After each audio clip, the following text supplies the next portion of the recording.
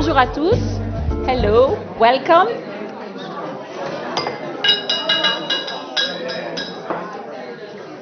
Hi, thanks to have a seat. Thanks to be with us today. Merci d'être là. Installez-vous, mettez-vous de façon confortable. Est-ce que tout le monde est là? Voilà.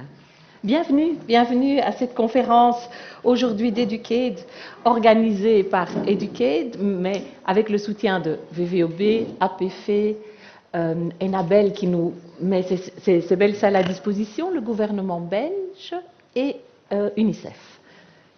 Je suis Ariane. I'm your moderator today, so I'm going to walk you through this day. I'm going to make sure you get everything, the most of it today.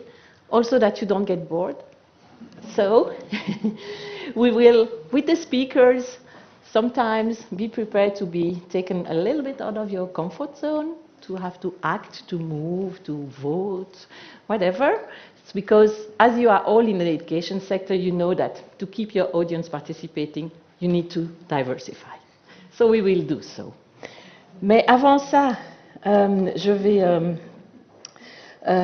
vais vous demander un petit peu comment est-ce que vous vous sentez aujourd'hui. Est-ce que vous êtes arrivé aujourd'hui avec une montagne de travail qui est sur votre PC, sur votre tablette, au bureau, ou est-ce que vous avez pu libérer tout votre temps et vous êtes plein d'énergie et vous ne pensez qu'à la conférence d'Educate, qui est une conférence pour vous, par vous, et que vous avez attendu toute une année, si je ne me trompe, c'est un événement qui revient chaque année.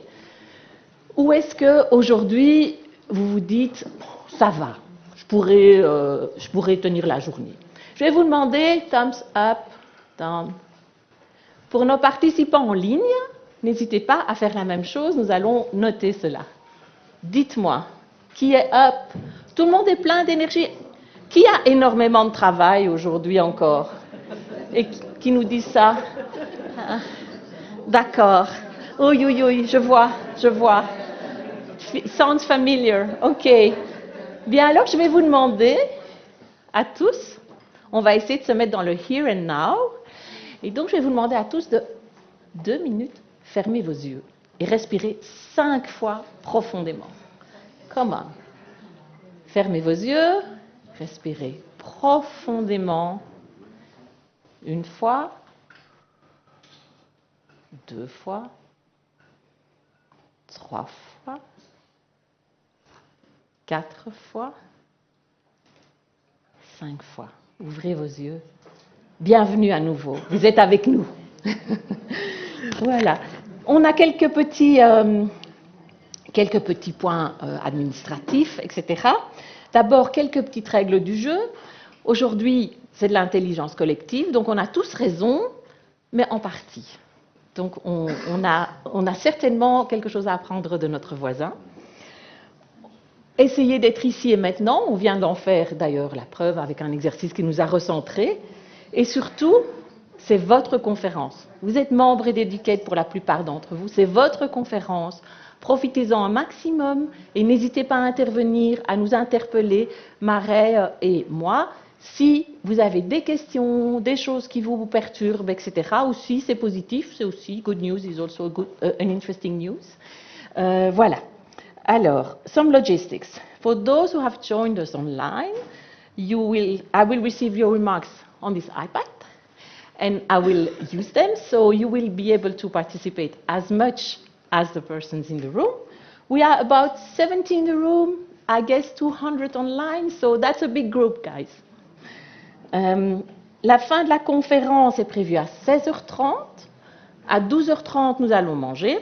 Il n'y a pas de pause café, mais vous pouvez vous servir quand vous voulez. Il y a du café, il y a des boissons dans la salle juste à côté.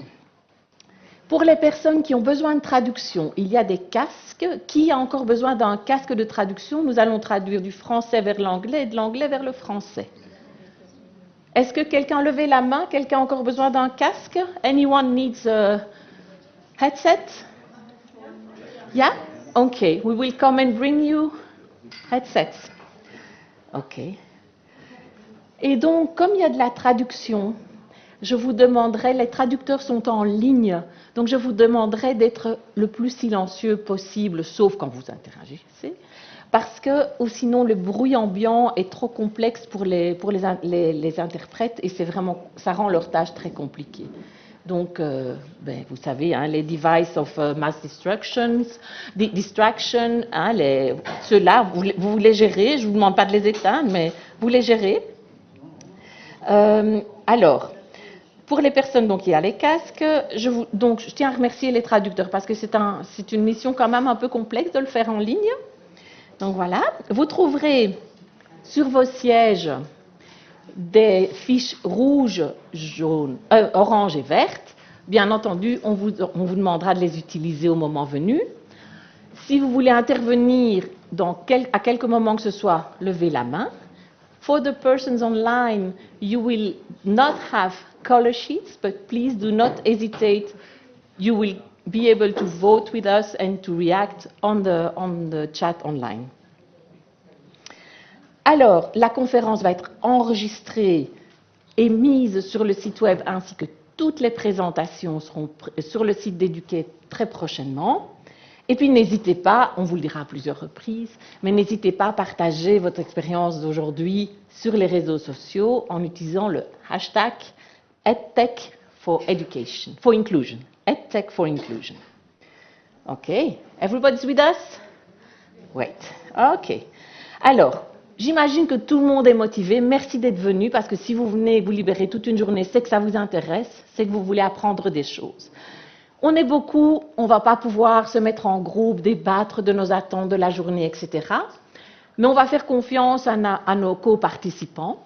Et je vais donc utiliser un micro virtuel qui sera accompagné d'un vrai micro pour lancer cette balle.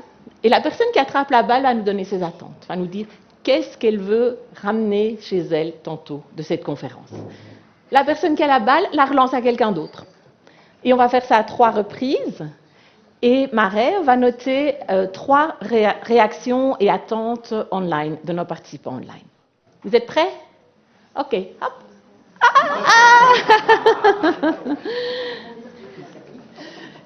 What do you expect of the conference? What's your takeaway for today? Okay. I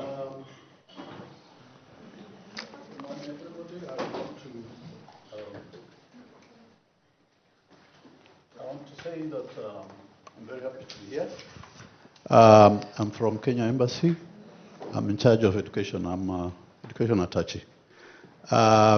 For me, basically, is I'll want to know how ICT can enhance quality education in developing world and reach the unreachable, reach the children who perhaps will be left behind by technology and will want to be part of this current world. Thank you so much. Thank you. You can throw the ball.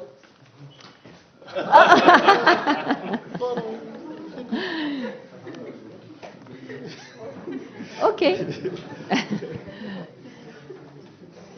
Hello, everybody. Thank you for receiving a lot of people here today. I'm interested in this conference because I went in Cambodia to work in an NGO on education, and I worked on the privatization of education. And I met a lot of international people. So, yeah, I want to hear mostly stories about education from all over the world and learn a lot of the people here too. Okay. Can I have Thank your you. name? Caroline Reff, R-E-F-F. Okay. Can I ask you to throw the ball this side? Oui.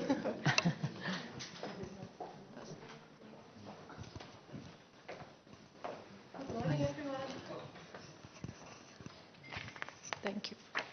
Good morning, everyone. My name is Geraldine. I'm working for Vlir US. I'm here for networking, and I'm happy I already have a face for somebody from the Kenyan embassy, because we have a lot of projects in Kenya. So I will try to speak with you during break time. And of course, I also want to hear more about STEM and technology. Okay. Thank you. And I will throw the ball. Mare, do we have any reactions online? So we throw the ball again. Yeah.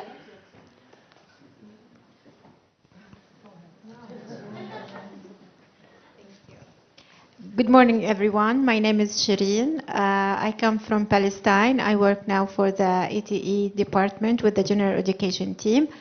What do I expect from today's session? I join you. I'm very interested to know more about STEM education and technology opportunities to improve the quality of education as well. Thank you. Okay. We can try it once more, so we are even, nearly. No, this side. This side. Yeah. Enough with this side. Okay, well, you choose. You choose. Okay.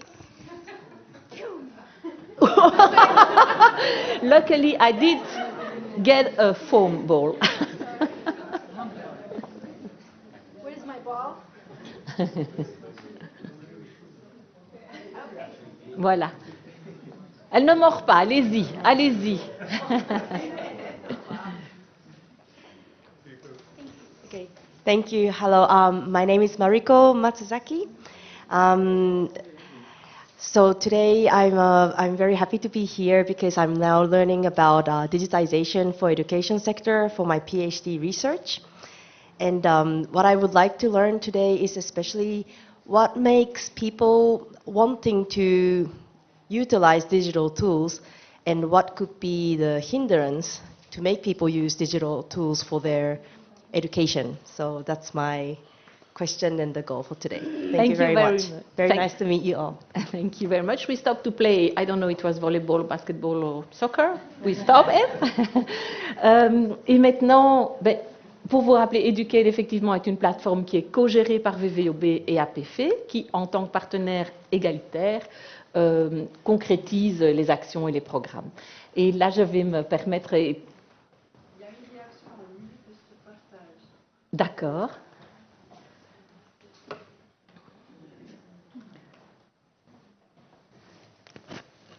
Ah, voilà, j'ai la réaction. Bonjour, j'ai désiré participer à ce forum pour approfondir ma connaissance sur les expériences des autres et sur les apprentissages sur et avec le numérique.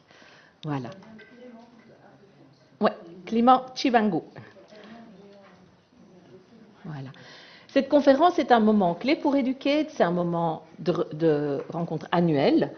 Et la preuve étant, si nécessaire, s'il fallait encore le prouver, qu'aujourd'hui, le Managing Director d'Enabel, M. Jean Van Metter, et le directeur général d'APF ont tenu à être présents pour vous souhaiter la bienvenue. Donc, je vais inviter Jean à venir nous faire un mot de bienvenue. Thank you and welcome to Enable, and great to see all of you and so many people, and a very nice exercise to also know the expectations that you have this morning. I have maybe two messages for this morning. The first one, it's very important to get united, to get together as believers of education, but also as believers of international cooperation. As you know, all over Europe, I feel we are sometimes under attack. You see an increasing number of populist movements being against international cooperation, and a big risk that budgets for international cooperation are cut. It's already the fact in the Netherlands. France, they speak about minus 20%, Germany minus 20% as well. Belgium still being negotiated. So it's very important that stakeholders like you get together for what they believe, and also get vocal why we do that, because it's important. It reduces inequalities, it connects people, and it develops the future, because we speak about education of children. So it's important, I think, to remind our politicians about the importance of what we do. That's the first message. Second message is the topic itself, and thank you, Educate, for choosing this topic, because it's a topic which is very close to my heart. I come back from Congo. I was there last week, and we were to Sud Ubangi, to Gemena, for those who know, which is a region in the north of Congo, near the border with Central African Republic. Very isolated and not connected in a way to the rest of Congo, and a region where it's difficult to recruit teachers, it's difficult to find budget to build schools. There is no road, there is no tarmac road at all, so it's also a big issue of access. And in a country like DRC, but also in other countries, I really believe that technology and artificial intelligence and new ways of teaching can really make a difference. And I know there are people who are skeptical about that, thinking that no technology can never replace a teacher, and I also believe the teaching and the physical role of the teacher is very important. But we need to be aware that in some circumstances, when there is no other choice, because there is no school or because there is no teacher, we need to innovate. We need to have a combination of physical teaching and technology. And I know a barrier is access to mobile or to connectivity, but connectivity, and I lived in Tanzania for 6 years myself, and I've seen how fast connectivity can be resolved. And in a way, it's faster to resolve the connectivity issue than it is to resolve the quality education issue. So I believe connectivity is just a question of time. So I hope that all of you here can come with bright ideas, and I'm happy there is a representative from the Embassy of Kenya, and I know the ambassador of Kenya will come later today, because he's the former ICT minister in Kenya, and he's somebody who believes and has seen in a country like Kenya the impact that ICT can have on improving quality education. So today, for me, what I hope you will get as a result is common ideas that we can implement together, and for that I'm happy we are together with APF and VVOB, and nice to see you, Benoit, and we work together in a lot of different projects, but this topic cannot be solved alone, and that's where the added value of a network like Educate makes its full sense. Because it requires a lot of investments, it requires bold ideas, and for that no single entity can do it alone. So for me it's also nice to see so many positive minds in the room that can commit to work together for the greater good. So on behalf of Enable, welcome again for this today's Educate annual conference. Thank you for being here, and I pass the floor to Benoit, who will speak on behalf of APF. Thank you, merci, thank you.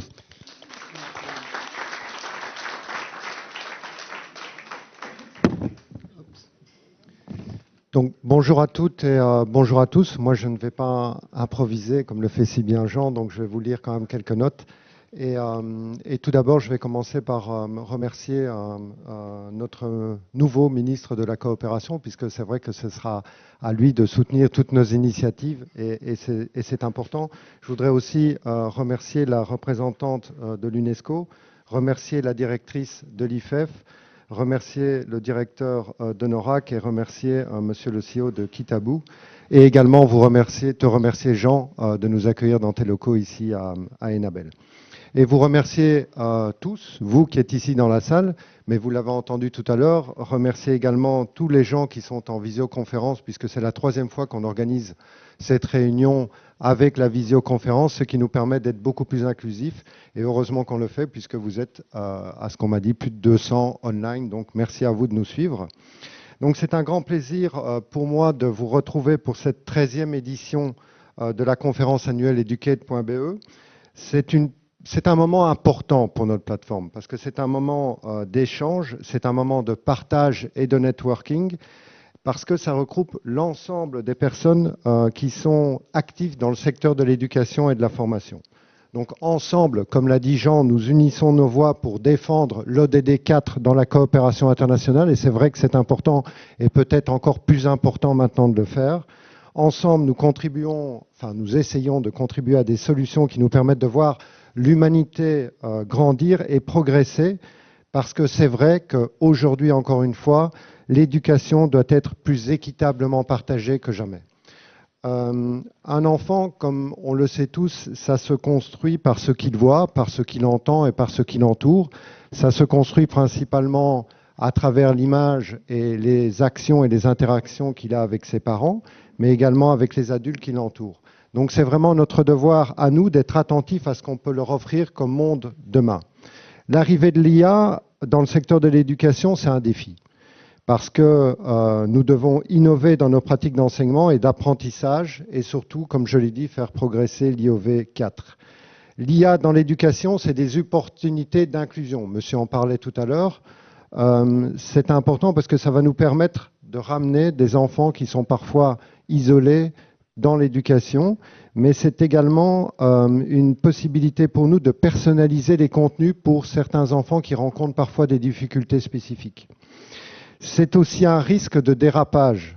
C'est aussi, pour moi, un point attentif parce qu'on pourrait augmenter la fracture numérique. Monsieur en parlait tout à l'heure et relevait ce point.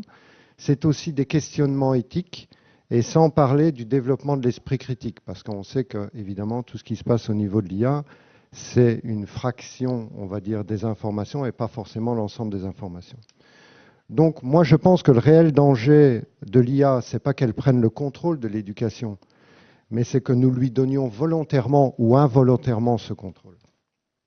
Donc, vous l'aurez compris, je vois avant tout l'IA comme un outil en aide d'abord aux professeurs en proposant des recommandations, mais également des contenus personnalisés qui pourraient leur servir d'abord à eux et ensuite aux élèves selon les besoins de ces élèves. L'IA, elle peut également, et c'est important pour tous nos programmes de coopération, fournir des données qui permettent de suivre le parcours des élèves et d'alléger certaines tâches qui sont parfois redondantes au niveau des professeurs et qui peuvent être ensuite réinvesties au niveau des classes. Donc aujourd'hui, tous nos projets éducatifs devrait idéalement, comme on le fait actuellement pour le genre, pour le climat ou pour l'environnement, avoir un volet sur l'intelligence artificielle. Très rapidement, l'APF et ses partenaires ont compris que l'éducation à l'IA était un élément déterminant pour nos activités en 2024. La stratégie a d'ailleurs intégré un axe IA avec pour objectif de mettre en place des dispositifs d'éducation et de formation innovants des acteurs. Et donc ici, je vous invite tous, comme on l'a dit, à interréagir et à pouvoir donner votre avis et à échanger. Parce que comme je l'ai dit, c'est une plateforme et cette plateforme permet d'innover et de défendre nos objectifs au niveau de l'ODD 4. Avant de terminer, je voudrais particulièrement quand même remercier l'IFEF pour son implication dans la conférence ici. L'IFEF, c'est un partenaire de longue date de l'APF.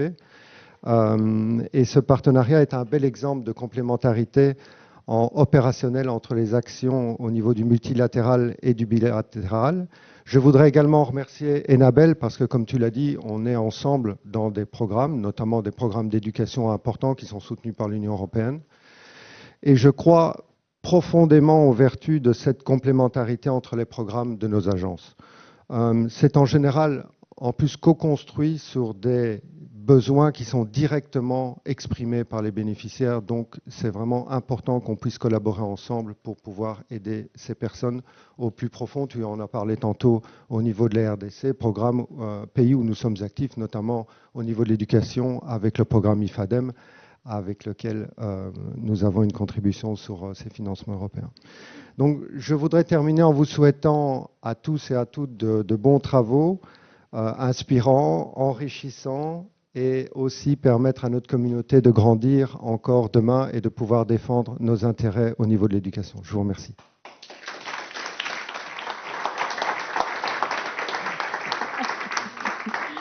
Merci beaucoup. Je retiens Get Vocal, Unite, rassemblons-nous. Ensemble, nous pourrons reprendre, travailler sur ce défi et cette opportunité qui est l'intégration de l'IA dans l'enseignement. L'IA, surtout un outil au service de l'enseignant.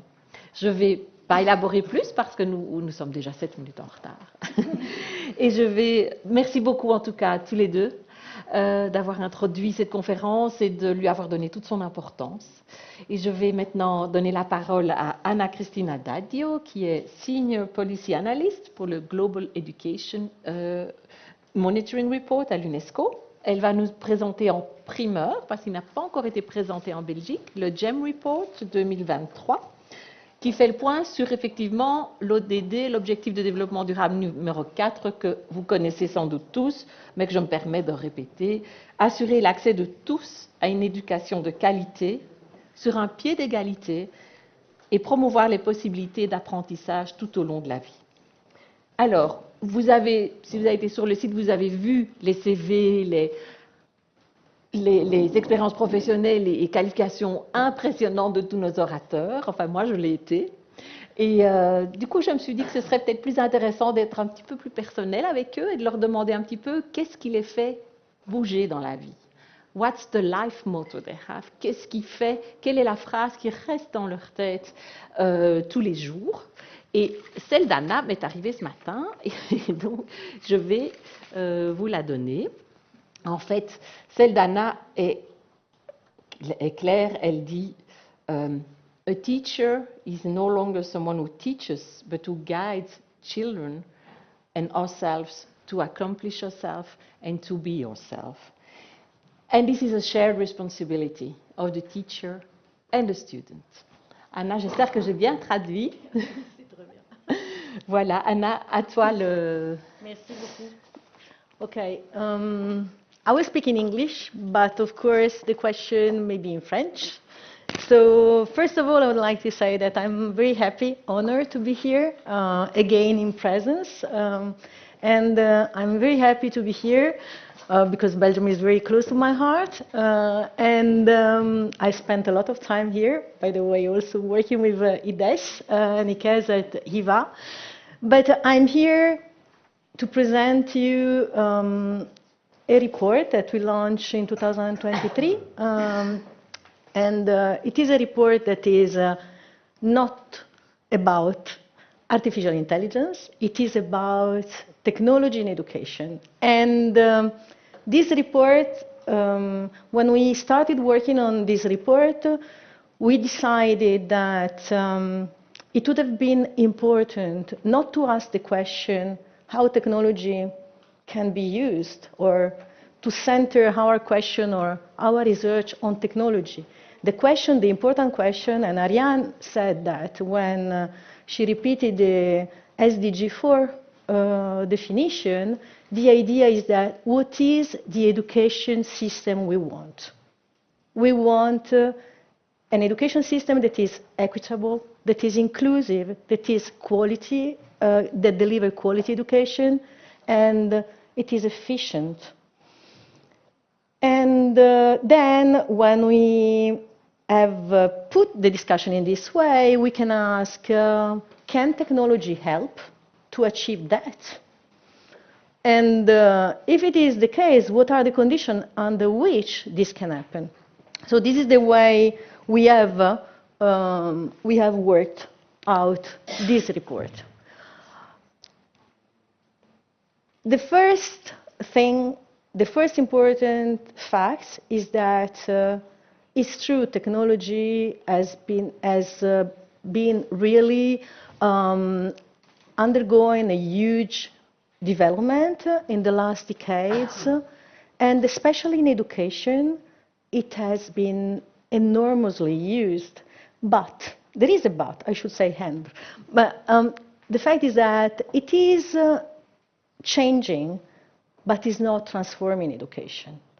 It is changing because we have moved online, we are using technology in education as a tools. We know that this massive online course has grown rapidly, especially for higher education students. But we know also that the uses and adoption of technology varies a lot across many groups. It varies across incomes level, education levels, teacher preparedness, geographical locations, and there is really an important issue here, sorry, because I don't know what's going on here. Okay.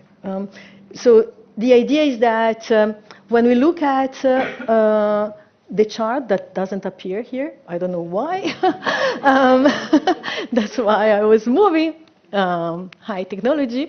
The fact what we observe is that many students are not regularly exposed to technology in school, even when we look at the classes of mathematics and science. There is a huge differences across countries, and even in high-income countries, because the chart that doesn't appear use OECD data and shows that even across high-income countries, the use of technology in classroom is really different. So it's important to ask ourselves, can children learn without technology? And what do you think? Can children learn without technology? And or technology can solve really these key education challenges, the equity, quality, efficiency. The answer we give in the report is really very nuanced. It's not black, it's not white, it's gray. In fact, is the fact that, first of all, good impartial evidence on the use of technology in evidence and its impact is lacking. When we talk about the impact, we mean collection of data and data that allow to capture a causal impact, something that happens really. We know that this is very difficult to compute because this kind of data need to be very long, observed to very long period of time, and technology evolves very fast. So it's very difficult to have this time available to compute this effect. And the point is that when we manage to have the data, the technology has already been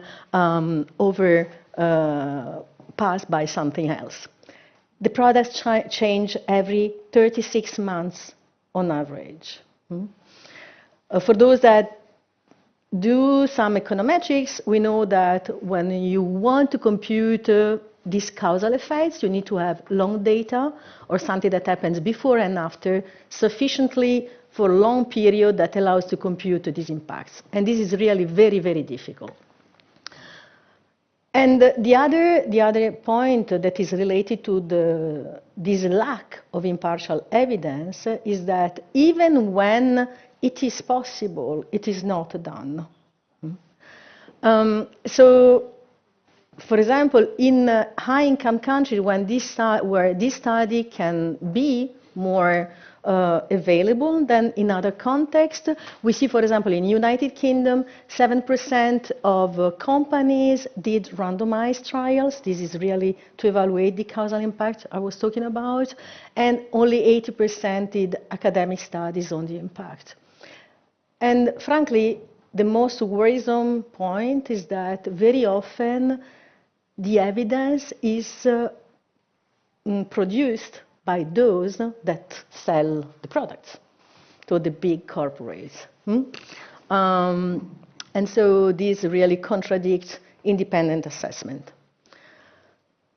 I heard about the expectation of this conference, about the fact if technology is able to reach the underserved. In fact, in some contexts, it succeeded in fulfill this expectation. But it doesn't need to be a very advanced technology to do that. Very often is the low-tech technology, not the high-tech technology, that allows to reach the underserved. It's radio, television that allows to reach the underserved. And there is a lot of this evidence coming from Latin America, where there is evidence of the positive impact that radio, for example, has produced in disseminating learning by broadcast and reaching those that are in remote areas or the underserved. And the TV managed to increase enrollment by 18%. The other groups that really can benefit of technology are students with disabilities, with assistive technologies, for instance. They help, this technology help to learn if they are deployed appropriately in the schools. And potentially, and this we have seen, for example, in the Global Education Monitoring Report that we published in 2018 on migration and displacement, those in emergencies. So this is really something that needs to be said. For some of the underserved, technology can help, but at the same time, we need to focus on an important concept. The right to education is not the right to a meaningful connection. I mean, it's not the right to be connected. And the point is that increasingly, this is becoming a synonym. So, right to education means a right to education when you are connected. And we have seen that during the pandemic, 460 million of young people that were, for example, had to access the digital platforms were suddenly excluded. 500 million of learners were in primary and secondary education were left out of education suddenly when learning moved online. These are a huge number, with potentially huge learning losses that will take a lot of time to reabsorb. So in terms of quality, again, the message the report gives is very nuanced. Of course, in some contexts, for some learners, technology helps. But not for everyone, not for every learner, not for every context. The report also shows that exposure to technology can be really detrimental. I will talk briefly about that, when it is excessive. And I know this is a heated debate, but what we have found in the report is that at the moment of the launch of the report, only less than 1/4 of countries globally didn't want people, so forbidden the use of smartphone in school. Only less than 1/4. And one of the big messages of the report, and I think we are all in agreement, that the importance of education is to learn, is not to distribute input, is not to distribute laptop, is not to distribute tablets, is not to distribute computer, is to learn. And what we have seen is that, for example, if we look at the number of countries that use this one computer per child, or one laptop for child, or one tablet for child, they have a lot have stopped doing that. So when we have collected the information in the peer, the country profiles enhancing education reviews for technology, what we have seen is that they have passed from 30% at the global level before 2010 to 15%, so they cut by half. The important point is that they are not doing that. They are not distributing one computer, one tablet, but they are kind of deploying this bring your own device, bring your own technology at school, which is even worse at the level of equity, because of course those that are the poorest risk to be left behind. And in addition, there is no regulation about that. And an important point that is related to quality is that technology, again, need not to be advanced to have an effect.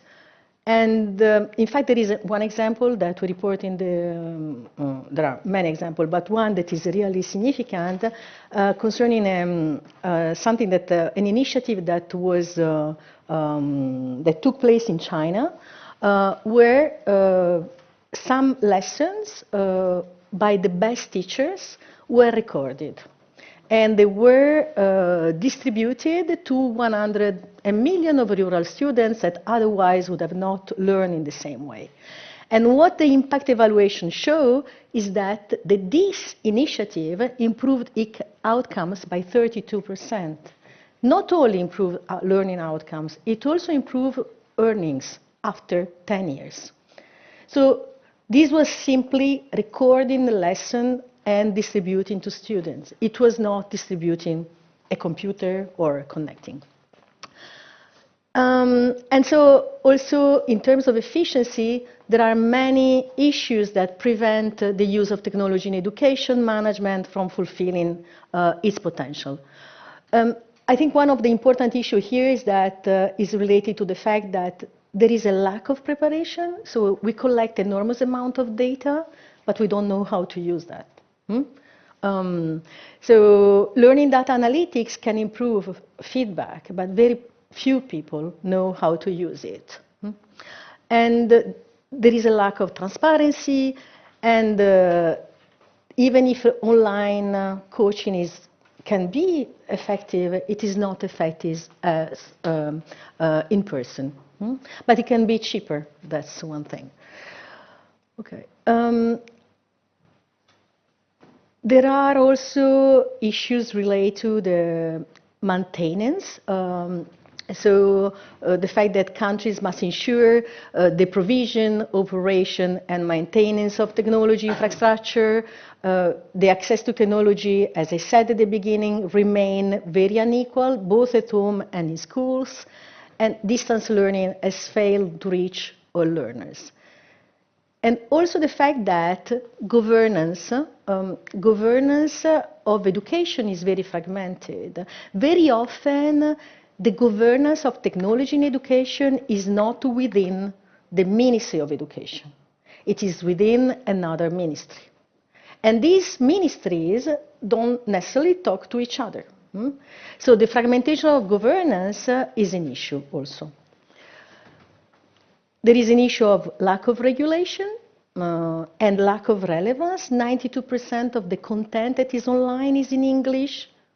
And so this means that is not necessarily relevant for many students. And it doesn't necessarily take into account their identity, their personal needs. And the issue of sustainability, the issue that very often technology in education is bought just to fill some gap. We don't think about the long-term cost. We don't think about the long-term consequences of adopting technology in education. First of all, because there is a lack of empirical evidence, a lack of peer-reviewed evidence, but also because very often resources are bought without thinking about the real cost and without thinking about if they are used. So this study in the United States has shown that 2/3 of the licenses that are bought in schools are not used. We are talking about a huge amount of money. We are not talking about 500 euros. We are talking about $1 million. And something that we have estimated the full cost of a digital transformation and for this report, and we have shown that a full digital transformation in education will cost $1 billion per day just to operate in poorest countries. And this will bring this poorest country very, very far from achieving SDG 4.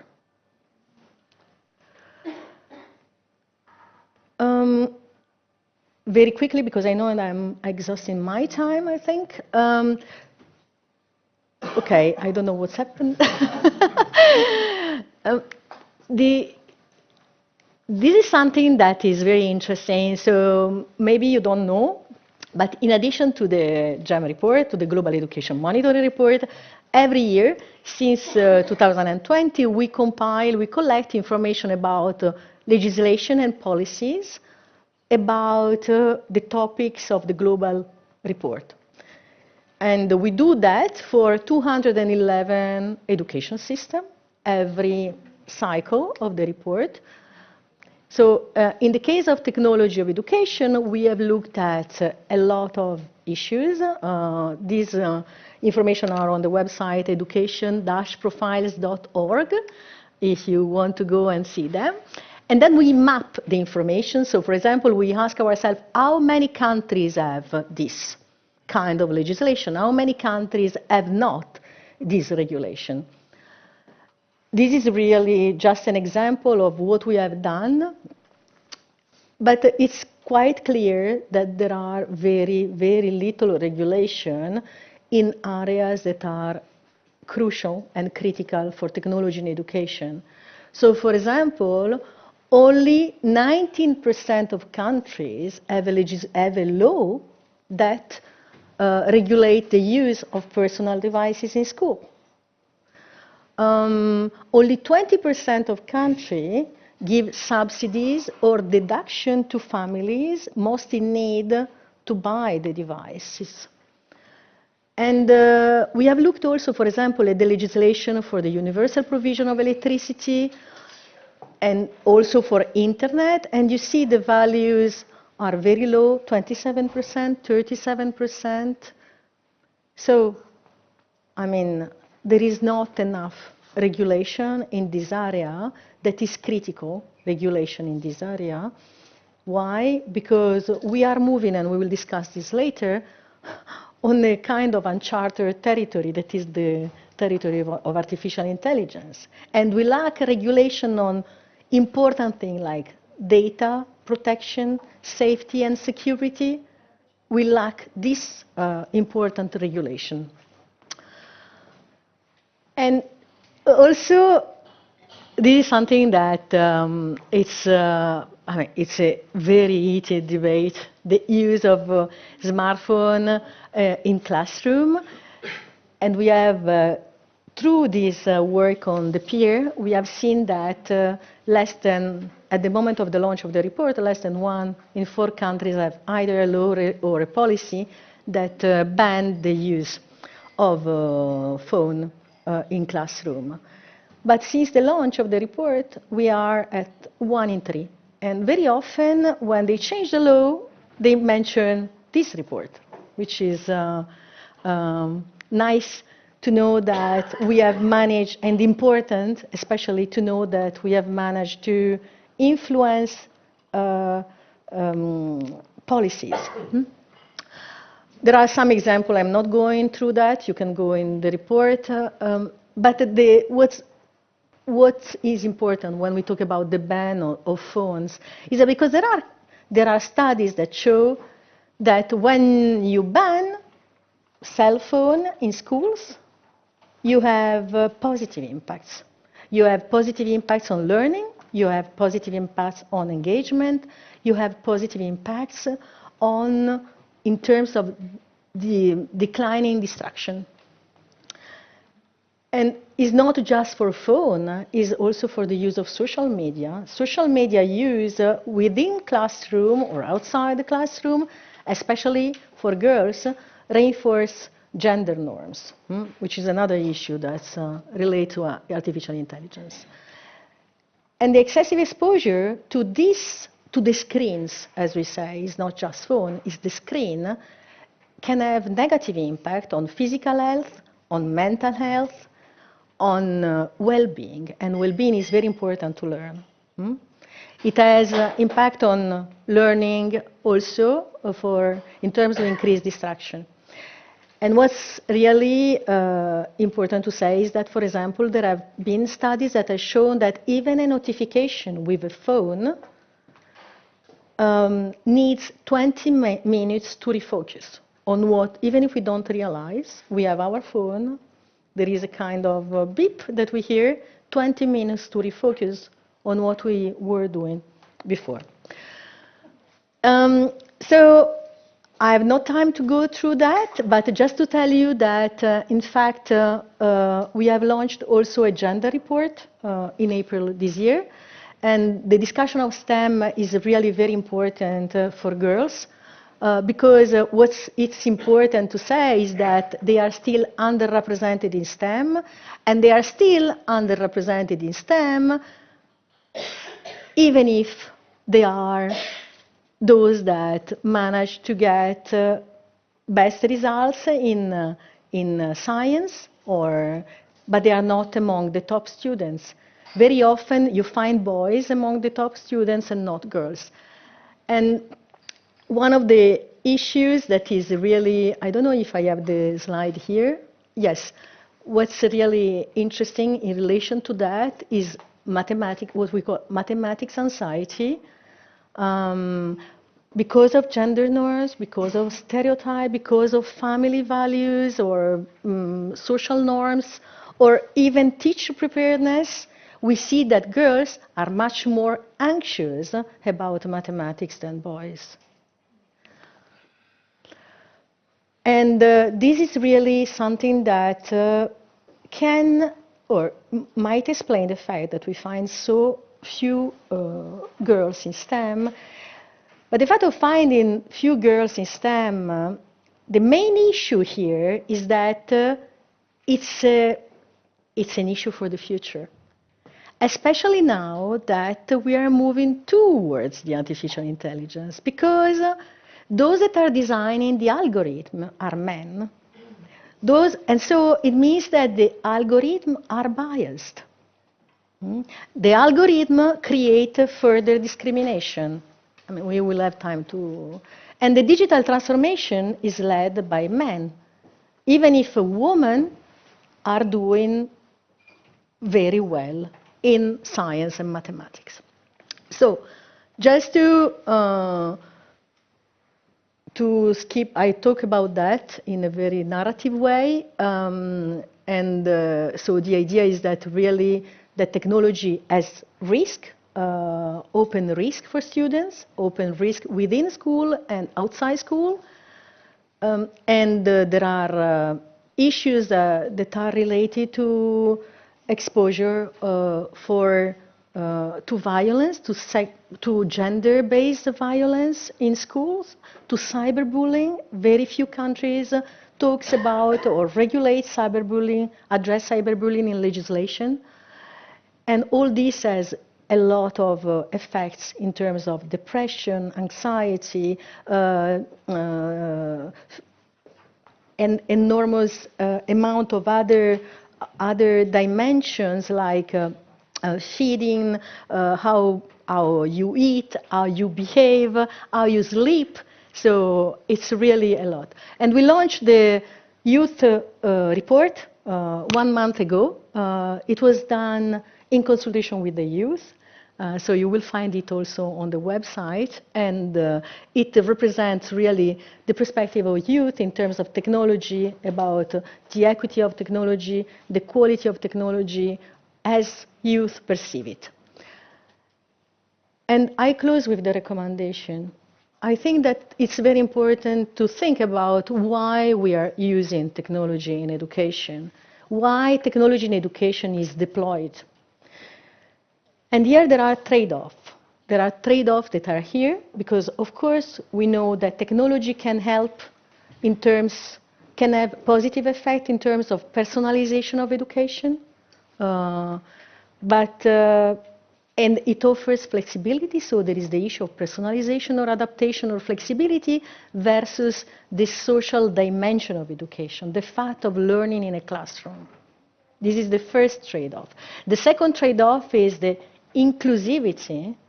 So technology helps to include some, but exclude many, many more.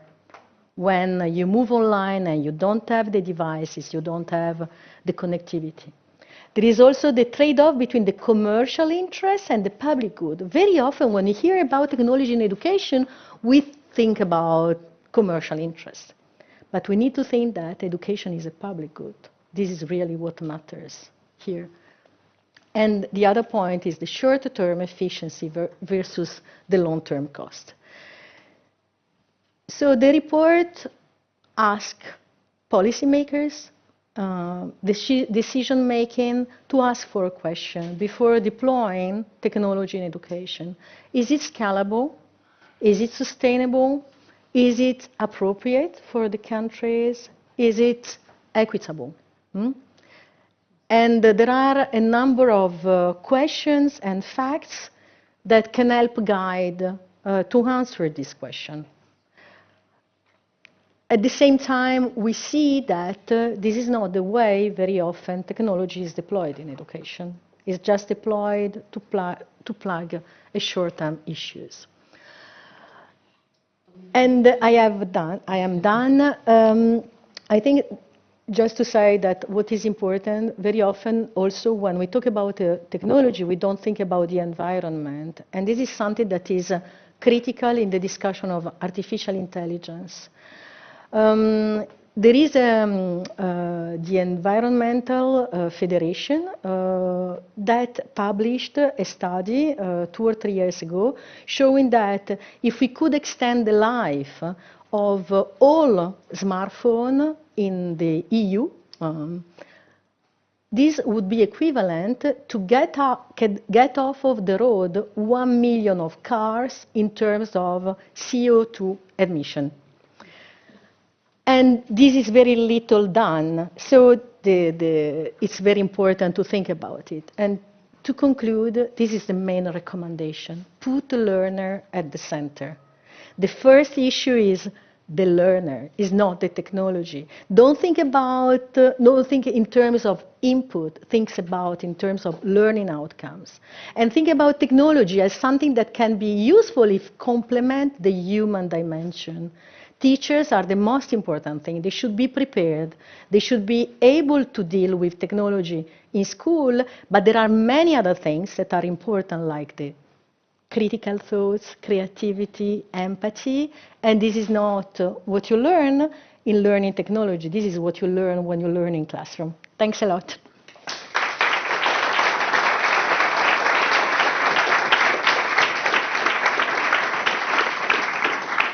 Thank you very much, Anna. Restez avec nous, parce que c'est le moment des questions-réponses. Alors, je pense que Anna nous a amené beaucoup d'informations qui sont parfois surprenantes, étonnantes, qui nous remettent en question. Qui se lance pour la première question? Tony. Pour les questions en ligne, n'hésitez pas à nous les donner, je les transmettrai. Oui. Can you introduce yourself when you... Okay, okay. Am I loud enough or should I use this? I use the thing. Protocol to my ambassador representative. It's good to have you in the room. My name is Tony Ndongo. I'm from Kenya. I have so much to say about that presentation. I am a speaker though, so I will reduce my my question. So when you did that report, which I studied because of course I was told that I would be coming to speak about it, I read it and I even sat with a group of young folks and talked about young folks and talked about it. It was a lot of the information you gathered was pre-2023, so 2022 leading up to 2023. 2022 November is when I believe OpenAI put out ChatGPT 3.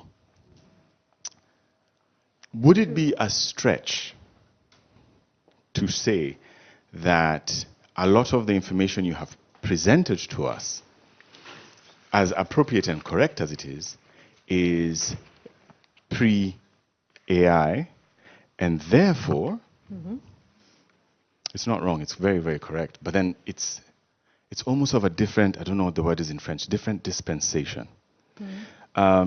Because when we talked about personalized learning pre-AI, having been in education technology for 10 years now, 12. The personalized education was rudimentary and there was always a man or a woman in the middle of that personalized information. But now post-AI, and you're looking at it, and it's moved from 3 to 3.5 to 4, and we both know 5 and 6 are on their way, a lot of the challenges you're going to be discussing, with social media, for example, being a challenge, will not be an issue in education anymore, because social media will be pulled out of education and just personalized AI. If you remember, I don't know how many of you have seen what Mark Zuckerberg showed up with maybe 2-3 weeks ago, and you just have a personalized AI that just does that. Does that then mean that the world has changed drastically? No. So the short, I have my mic. Thanks a lot. That's a wonderful question, because I mean, by the way, it will help also in the debate. I don't think so. I think that I mean, my answer is really, in a shortcut, is no, because we asked ourselves this question when we were writing the report. You know, in September, October, December, in 2022, ChatGPT appeared, and the world was completely, I would say, shaken. But we thought about that, and we realized that, in fact, many of the conclusions of the report really are appropriate. I would say most, because the fact is that it's the same. Technology is a tool, and artificial intelligence is a tool. Is nothing more than that. What matters is the human intelligence. And so the fact that we say that when you deploy technology, you need to think about this question, because when you think about artificial intelligence, you can say, okay, personalized learning, we agree, intelligent tutoring system, the fact of they can correct a lot of issues, and they can also reveal cheating. They can be used. The use in education of artificial intelligence go back to 40 years. It's not new. What is new is the chatbot. Is the fact that it's publicly available. So that's the first point. And the risk it opens when you think about it to people that are not able to use it. So there is an issue of how we can prepare people to use it, how we can prepare teachers to teach it, how we can prepare students to understand what is fake and what is not fake. So that's really what I was saying at the end of my talk, saying what we need to ask is, what is the education system we want? We want an education system where we want young people and every kind of learner learning throughout life and understand, being able to use these tools. Okay? We cannot say it's yes or no. I think we need to give the capacity, we need to build a generation that are able to use these tools. And this is why UNESCO has been working a lot in developing these competency frameworks. The last one was launched in September, the competency framework. There is a competency framework for teachers, a competency framework for students. There is the ethics recommendation on artificial intelligence, and that's the word. I think that's really the point. It's a point about being ethical, respect the human right, create. The creativity, the empathy allows people, the critical thoughts. These are the competencies that allow us to use it. So that's why I say no. I don't think that the world of education should be completely overwhelmed by this. There should be really development in place to understand how to use it, to understand the risks and opportunities. That's Thank you, Anna. We have many more questions, so je vais poser une question de nos participants en ligne. Jeff Perard nous demande, can technology also add value to the social dimension of education? And maybe if you allow me, Anna, I would ask you all to maybe, you've seen those nice color cards, to maybe raise a green or red or an orange card if you agree with it, or if you don't think it can add a social dimension to education, please raise the red card, and otherwise the green card. And so we will listen to Anna, but also to you, to just have your meaning. That's another interesting question, a little bit more specific, because I mean, I had no time to go through all of these different kind of technology, but there have been studies that have shown, for example, that technology that helps people to collaborate, to solve problems together, is very effective, is very positive. So again, I didn't talk about the digital competency, but in Europe we had the DIGCOMP, that was this digital competency framework, and some of the competencies that are in this competency framework are not related to technology. So when technology succeeds in making people working together, it adds on a social dimension. When technology isolates people, is not helping anyone. I was presenting last week in Marseille, and I found a statistic that is very interesting. Loneliness. So if you look at the longevity issue, the cause for mortality, there is a study in the United States in 2017 that has shown tabagism is 30%, loneliness, it's between 70 and 80% of mortality causes.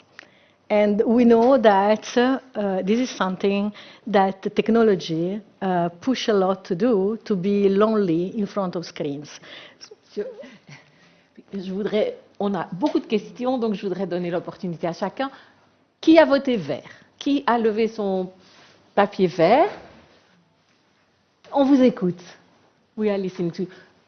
Oui, merci de vous lever et de donner votre nom. Et je vous donne un micro. Voilà. Why I think it does Yes. help. Why do you think? Hi, my name is Ira, and I used to be an educator, and I'm now working on projects. And my personal opinion is that technology can be useful, absolutely, in connecting with others. I know, for example, I connected with a lot of people during COVID while we were all locked up. And we can talk about personal things, but also professional things, and we got a lot done. But I must say that I was not a child during this time. I had had an education, and I had had a childhood. And I do think it must have been different for a child to go through it. I was much more prepared in the conversations that I had with the other adults through this time. And that's why I raised my card, my green card. Merci, thank you very much. Merci à vous. J'ai vu des cartes oranges par là. Qui a levé une carte orange? J'ai vu des cartes oranges, voilà. Donc, merci de vous lever, de donner votre nom, c'est pour les traducteurs. Français, c'est OK ou... Oui, tout à fait. Okay. Français ou donc, anglais, tout est bon. Manon Duré, je travaille à UNICEF Belgique. J'ai levé la carte orange parce que je pense que la technologie peut en effet aider les gens à rester en contact, même, comme vous avez dit, coopérer. Mais je pense aussi que ça a un impact aussi négatif parce qu'on a tendance à rester devant nos écrans et pas avoir un contact en réalité. Et c'est ça aussi, on est des êtres humains, donc on en a besoin. Voilà. Merci beaucoup. Je vais prendre une question de la salle. Qui a encore une question pour Anna? Bonjour. Bonjour. Je vais poser ma question en français. Oui, il faut te lever et donner ton nom pour les traducteurs. Donc, moi, c'est Mona Larossi. Je vais parler tout à l'heure. Et je suis la directrice de l'IFEF que monsieur le directeur général de l'APF a remercié. Donc, moi, ma question, c'est vraiment une précision plutôt qu'une question. À un certain moment, à la premier slide, vous présentez que les MOOC ont permis d'augmenter le nombre d'utilisateurs des cours en ligne. Et en même temps, juste après, vous dites aussi que tous les 36 mois, la technologie avance. Et moi, j'ai remarqué personnellement que l'engouement vers le MOOC a disparu les dernières années, juste après le Covid, parce qu'il y a eu une immédiateté en termes d'accès à l'information. Donc, est-ce que vous avez tenu compte de ces chiffres-là quand vous avez parlé des 36 mois, l'augmentation? Enfin, c'est juste comme ça, une précision par rapport à ça. Oui, bien sûr. Alors ça, c'est vraiment spécifique. La question des MOOC, c'est quand on parlait de l'augmentation des utilisateurs, ça s'est référé vraiment aux MOOC. La question des technologies des 36 mois, c'est beaucoup plus général en fait. C'est en moyenne, pour remplacer un produit technologie, sur les marchés, il faut 36 mois. Donc, on ne parle pas nécessairement des MOOC, c'est ça. Mais la question que vous soulevez, elle est très importante aussi par rapport aux différents niveaux d'éducation, en fait. Parce que les MOOC sont très spécifiques pour l'éducation supérieure. Tandis qu'en fait, quand on parle des technologies des 36 mois, on parle aussi des produits qui sont déployés dans les niveaux secondaires ou primaires. Donc, c'est pour ça aussi que c'est difficile à évaluer. Voilà. Merci beaucoup. Le temps avance, donc nous allons passer à un mot de bienvenue parce que nous avons la chance d'avoir aujourd'hui son Excellence l'ambassadeur du Kenya qui va introduire le débat. Mais soyez sûrs que pour toutes les personnes en ligne, on a bien pris note de vos questions, de vos remarques et on y répondra après par mail. Malheureusement, nous devons avancer.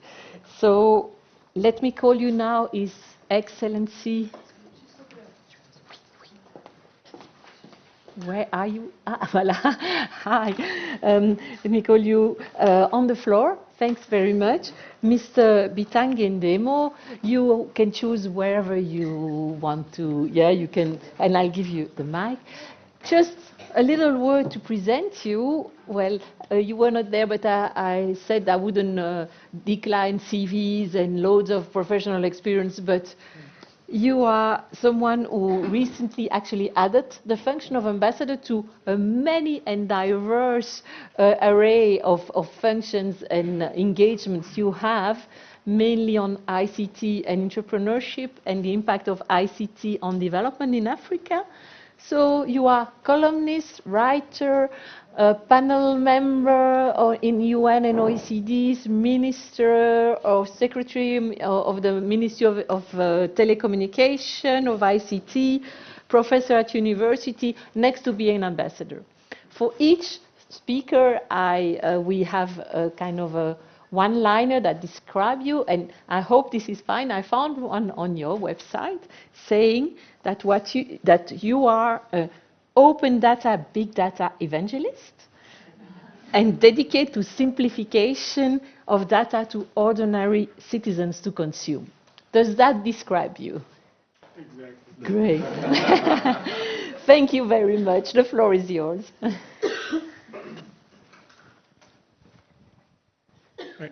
You can hear me? I'm still learning French. Next year I will speak to you in French. And I must apologize that I came late, but we had agreed that I try my best to be here. In fact, this morning, up to around 10:30, we had a function at the EU on data stewardship. How do we manage data in such a way that we don't compromise the privacy, we don't compromise on security. And then we were supposed to finish at 10, but there were too many questions. It went all the way.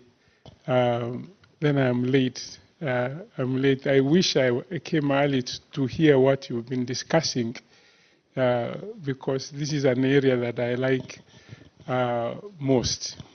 But the morning session that we had at the EU sort of dovetails into what you are discussing here. There is tremendous change that is going on globally, everywhere. And in the morning we were arguing how do we leverage data to solve SDGs. I've actually been writing broadly that this is the time that we can deal with issues like poverty and finish with it, because we have data, we can predict the outcomes. We now predict the rainfall patterns. We predict a lot of things. If we are able to predict, then we can predict individual revenue of somebody. How much does someone need to survive? And then we work backwards. But it's not very easy to do that. It's not very easy to do that because we have data in all places that would help us to predict on how to help an individual from poverty to bring them to where we desire them to be. These are the things that we're working on now. But because I was requested to speak in the area of education, I think that was, we met last week and asked, oh, can you come and speak? I said, yes, I didn't get the topic right, but that is the topic. That is the topic, isn't it? Okay. Yeah. Let me now address that issue. I will talk about what AI can do to help us in dealing with SDGs, because even education is there, poverty is there. Others are talking about the risks of AI. Others are talking about the benefits of AI. But we need to meet somewhere and agree how to move forward. Now, I will disclose also that I'm one of the members of the Global Learning Council. The Global Learning Council has been looking at new methods of teaching. But the problem is that if we went ahead and disclose everything, what AI can do, we will be fighting unions because they would say, where will teachers go? Of course, they will go somewhere. There's some places they would go. The same thing we did when ICT came and we said, we don't need computers because we would not have secretaries and other things. We have learned that. But AI, we've been talking about the ethics of it, which is very key. But also, people are talking about it's going to take jobs. How many minutes do I have? 10 minutes. It's good I asked. I was planning to speak for 1 hour, but that's okay.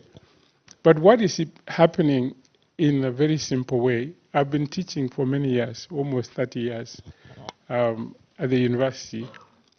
And this is what I discovered as a teacher, is that in any class you walk into, there is some 5% that you actually don't need to teach. You tell them the syllabus and whatever, they will come prepared. There is some 20% who watch you keenly, and you begin to see their eyes that something is bothering them, but they get it. There is another 20% who, with time, by the end of the semester, they will begin asking you questions which you taught in the first session. But they still have their time of comprehension, of cognition, of understanding. There is another group. In your prayers in the evening, you say, God help these ones to be able to understand.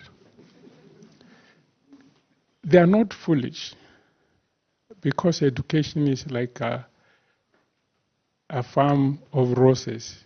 There are some that pop up early, some in the middle, some at the end. Personally, the ones whom we considered foolish in school, when I was in school, they are the best entrepreneurs. In fact, they tell you, can I buy you lunch? And I don't have money to buy them lunch. So much so to say that you did well. Because they take longer to get concepts, and that's how God created them.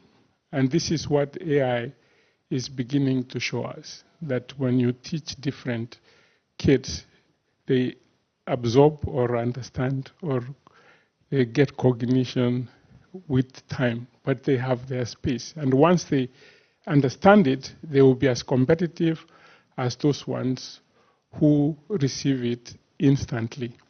I think recently you've seen that AI is going to facilitate cognition, even be able to deal with issues that are complex, like mental health. Of course, some people are saying some people may give birth and they make geniuses out of AI. That is the ethics of it. Should we be growing the way we've been growing, or should we facilitate that? That I don't have answers. But what I know is that AI is going to enable us to do much more than we have done before in terms of dealing with pressing issues in society.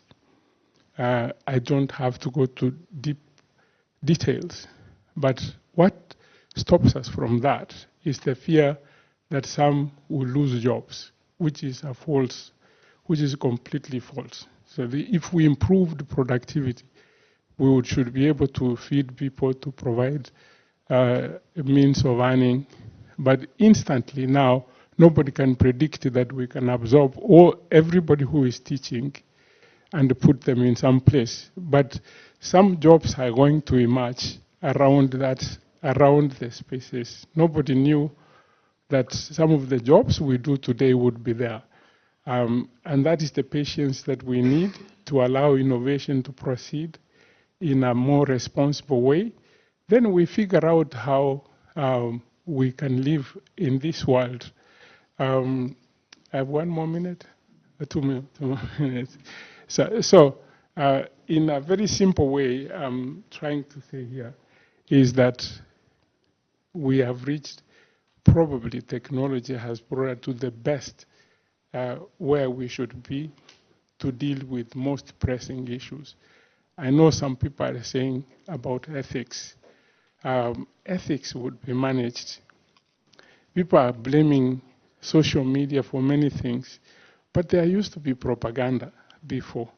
We didn't complain that the Soviet Union is doing propaganda on this and stuff. It's the same thing, by the way. It's just that it is now affecting individuals. We should find ways of managing such like things. My thinking comes from a different space, that we should enable these technologies to proceed, develop good solutions for humanity, and then mitigate against the negative effects of technology. It would happen. It would happen throughout. People die when they are eating food if they put too much in the mouth.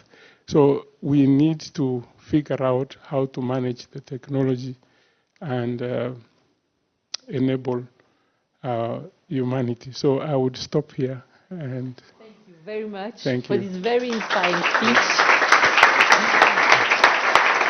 Thank you.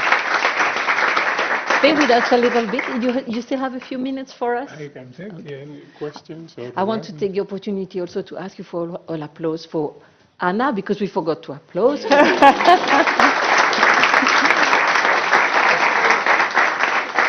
This was very inspiring, Your Excellency. Thank you very much for this speech. I'm sure there are questions. Please raise your voice. Can I make a comment and then ask a question? Yeah, sure. Please, at the back, don't hesitate. Otherwise, collaborate to find a question, a statement, and so on. We all have a voice here. So I haven't said hello to him. His Excellency Bitang Ndemu was the permanent secretary in Kenya when I started the Nile Lab, and my friend Eric Husman started the iHub. And with him, with him as the permanent secretary of ICT, we built Silicon Savannah. So me, Eric, and him built that tech ecosystem in East Africa that you've been seeing, that is now pushed me to release data from government. Yes. For them to work. For us to be able to work. And they were not kind to me. Yeah, we were not. We were sorry. We were young and stupid. This is 2009, so this is a gentleman that we all respect in technology, and we applaud you very, very much for that. My question is very simple. I wish you heard what Anna said, because the perspective with which the European world is looking at, and you're going to see this in my presentation, artificial intelligence, and the perspective with which the American world is looking at AI is very different. Europe is very, I'm going to use this word very lightly, conservative. I was going to say scared, but conservative. Let's use your word. Your word is fine. Whereas American is very boisterous. Why? And how can we change that? And I know you're not European, but yeah. Yeah. Americans innovate, Chinese imitate, and Europeans regulate. So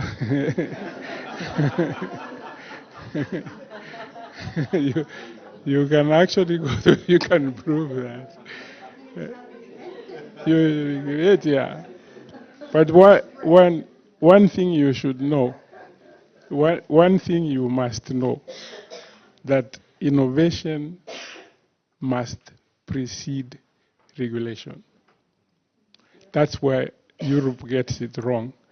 I stood up when the AI data was being passed here, and I said, you don't know what's going to come out. What are you going to regulate? People said, no, we must do it. But it has stifled innovation in some way because some Europeans are in the US working to do things in a much more, in an environment that is not restrictive. But you have helped. But again, us in Africa, we copied GDPR. Copying. The GDPR is the best law. We copied and took it to Africa. It is undermining us today. We need data to train AI models in health. But the data protection officers know that they put it in a lock and they close it there. So it doesn't allow us to benefit. So some things are done somewhere, then we are told you can take the medication. When we could train those models for our own use, that is where it has reached. That's why we had this morning thing to talk about stewardship. How do we use it responsibly? How can we, such questions, but we need to sit down like this and ask those questions. How can we use this tool responsibly? If we don't open the data, we are done. You know, much of poverty reduction, especially in Kenya, came from AI through the telcos, which began to develop, to look at credit scores using AI. And now every poor person gets money from the bank. Just a few years ago, you had to wear a tie to get loan from an international bank, you know, and those people never returned the money. The interest went so high. Now credit score has changed. We have brought in terms like inclusivity to see everybody. So the benefits are actually more than when we put restrictions. The first time we opened the data for them to develop various tools, various solutions, everybody said, this is WikiLeaks. We are going to give Americans data.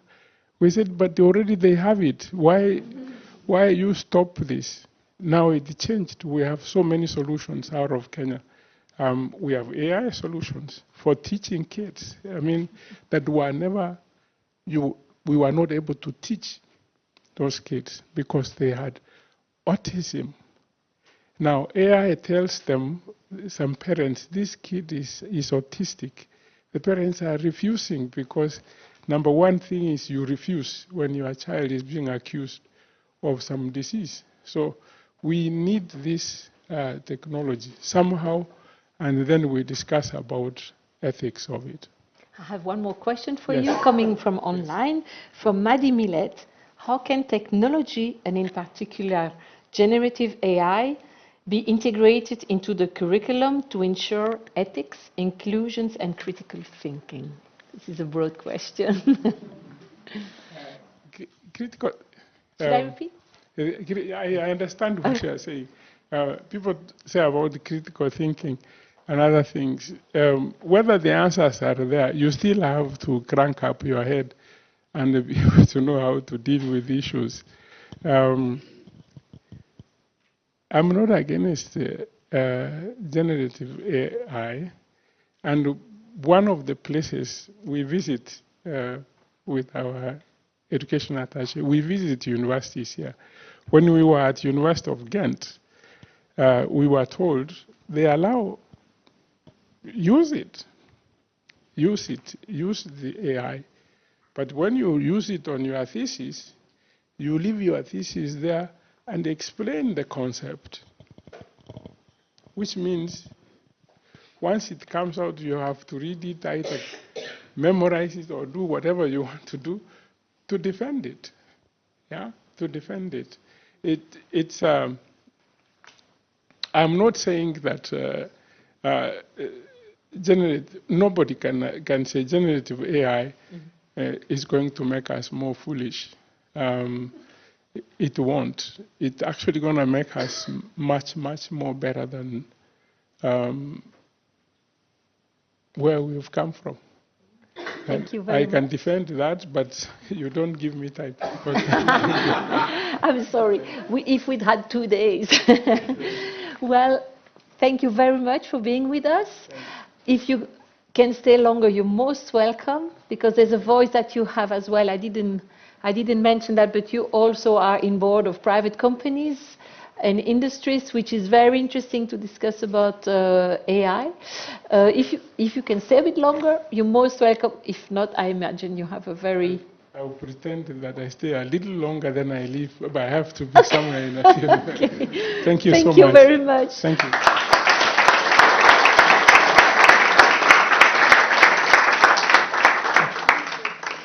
So all this deserves a debate. Je pense qu'on a vraiment beaucoup de choses à partager. On a la chance d'avoir des orateurs de premier plan. Je voulais juste vous donner une petite, sans que vous bougiez tous à la fois, mais si jamais vous avez soif, etc., vous savez qu'il y a du café, etc., de l'autre côté. Mais restez parce que Mona va maintenant parler et je voudrais vous introduire Mona Laroussi, qui a déjà été introduite comme directrice générale de l'IFEF, donc l'Institut francophone de l'éducation et de la formation, qui fait partie de l'Organisation internationale de la francophonie. Et puis Mona, elle a une phrase qui la guide dans la vie, c'est « La persévérance est ce qui rend l'impossible possible, le possible probable et le probable réalisé ». C'est une phrase de Léon Trotsky. Je vais la répéter. Mais viens. La persévérance est ce qui rend l'impossible possible, le possible probable et le probable réalisé. En 2 mots, Mona, tu peux nous expliquer un petit peu pourquoi cette vision? On a 1 quart d'heure ensemble, questions-réponses compris. Ok, merci. Pourquoi la persévérance? Parce que je travaille dans un milieu multiculturel entre plusieurs pays et parfois la culture est très différente d'un pays à un autre. Et donc, je ne vais pas juste désigner quelqu'un qui n'avance pas plus rapidement que l'autre, mais si on n'est pas persévérant, on n'arrive à jamais à ne rien faire. Donc, c'est la phrase qui m'a toujours guidée parce que parfois on me dit que je suis harceleuse, mais je ne suis pas harceleuse, je suis juste persévérante. Et la persévérance m'a permis d'arriver là où je suis. Voilà. Je peux commencer ? Oui, bien sûr. Je voulais juste encore dire que Mona va nous emmener dans un voyage vers le futur. En parlant du passé et du présent, elle va vous questionner et sans doute vous faire bouger. Soyez prêts, attachez vos ceintures. Voilà, Mona est partie. Bon, comme la salle est assez remplie et que je ne vais pas vous faire bouger parce que ça va consommer l'entièreté du temps qu'elle m'a accordé. Donc, ce qu'on va faire, c'est qu'on va utiliser les papiers qui nous ont chez nous, mais au fur et à mesure, je vais avancer. Je vais juste prendre le petit boîtier qui est là. Comme j'ai un parterre avec vous et aussi ceux qui sont en ligne. Je vais profiter un peu pour vous présenter l'IFEF, l'institut dans lequel je travaille et que je dirige aussi. Donc, l'Institut de la francophonie pour l'éducation et la formation, c'est un institut de l'Organisation internationale de la francophonie. Pour ceux qui ne connaissent pas l'OIF, c'est l'organisation qui a fêté il y a 2 ans le sommet à Paris. Et le sommet de la francophonie. Donc là, nous, on est basé à Dakar. Je ne vais pas trop me tarder sur ça. En parlant d'ODD, on travaille sur les ODD 4, 5 et 8. Et nous travaillons sur plusieurs axes, mais je ne vais pas trop les détailler. Surtout, nous travaillons sur l'enseignement biplurilingue, c'est-à-dire que nous valorisons les langues nationales africaines à côté du français, donc améliorer les premiers apprentissages en utilisant les langues nationales africaines.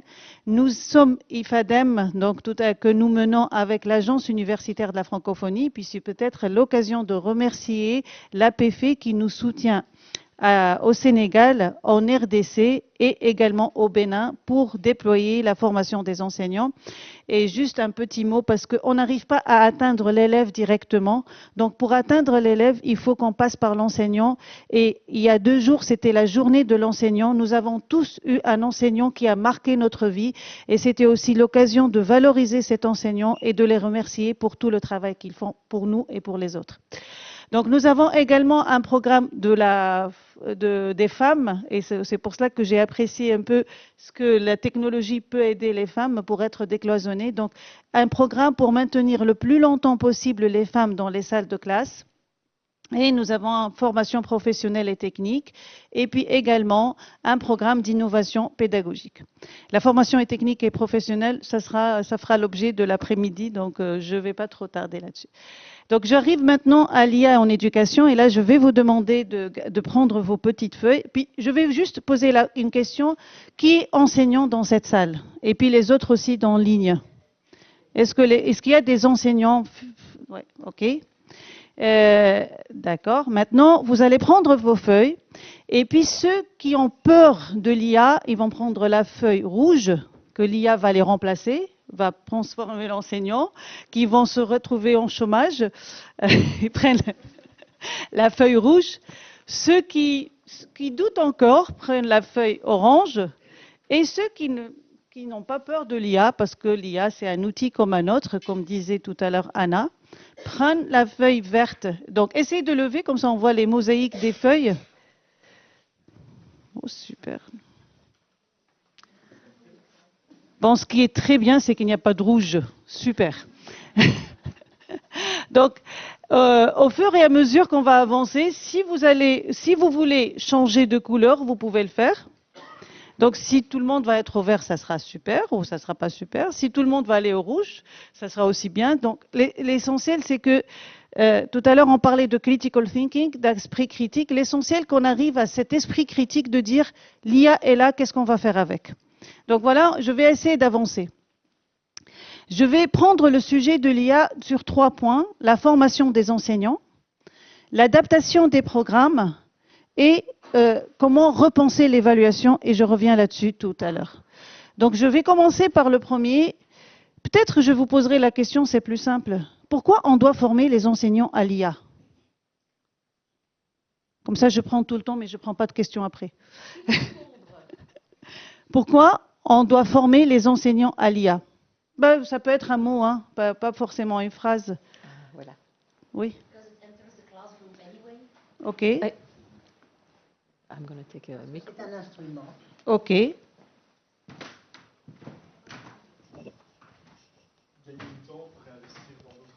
Ok, ça c'est super, oui, ok. Si vous pouvez aussi donner votre nom et vous lever, parce que pour les interprètes, c'est plus facile. Jonathan, donc je disais gagner du temps pour pouvoir le réinvestir dans d'autres tâches. Oui. Ça me rappelle quelque chose. Il y a quelqu'un, il m'a dit pourquoi tu utilises l'intelligence artificielle. J'ai dit il répond à ma place quand je suis en colère. Il va sur mes mails. Donc je ne suis pas en colère quand je réponds maintenant. C'est l'IA qui utilise un ton plus aimable. Moi, je dirais autrement. Est-ce que vous êtes sûr qu'on doit les former ou ils doivent nous former? Bonne réponse. Bonne réponse. Ils doivent peut-être nous former parce que peut-être qu'ils l'utilisent déjà. Oui, mais s'ils ne sont pas formés, ils ne peuvent pas nous former. Les enseignants parlent des enseignants, d'une manière générale. Bon, c'est bon. Ok, ben, la rive gauche n'a pas eu sa part. Ouais. Hello, everyone. I don't think it's so much really as a training, because personally as a teacher, we've had workshops in school about, for example, using ChatGPT or really other forms of AI. I think it's really more about educators and teachers as stakeholders. You're either scared of it or, you're, oh my God, I need to do this and I don't do this, so you have a certain form of FOMO. I think it's about creating a space where educators can talk about it, explore it, and think about the different ways in which they think they can use it, and also possibly discuss points of contention, tension, and problems that could emerge in their classrooms. Okay. Do you have your name? Sorry, yes. My name is Zuili. Okay. Thank you. Bon, là, vous m'avez facilité la tâche. Donc, pourquoi on doit former les enseignants? On doit former les enseignants, justement, c'est pour éviter qu'il y ait un usage qui n'est pas contrôlé de l'IA. C'est pour que les enseignants l'utilisent d'une manière à être intégrés réellement dans la formation et efficacement utilisés dans la formation.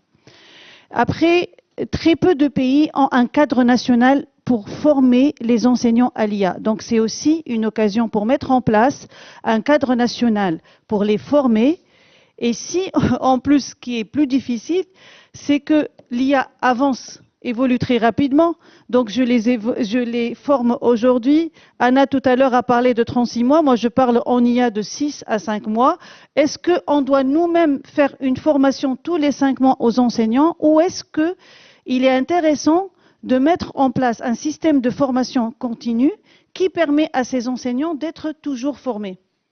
La troisième ou le deuxième point, c'est que jusqu'à maintenant, comme là je suis, la relation en éducation a été enseignant-élève, transmissif. Je suis là, l'enseignant c'est le demi-dieu, pour ne pas dire un dieu, qui détient toutes les informations et que les élèves doivent religieusement l'écouter. Ça, c'était le modèle qu'on a toujours mis en place.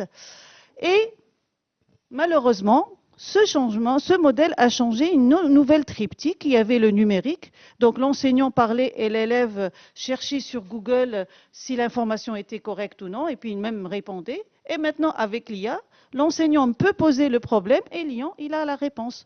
Donc là, le modèle a vraiment changé. Donc, il y a un nouvel élément qui s'est introduit dans la pédagogie avec des nouveaux rôles, et donc on doit former l'enseignant à assumer ce nouveau rôle. Et le quatrième point, enfin, un des points que Monsieur l'ambassadeur a évoqué, c'est l'esprit critique, parce qu'il faut aussi former l'enseignant aux limites de l'IA pour que lui-même, il transmette ça à son élève. Donc ça, c'est pourquoi il faut former les enseignants.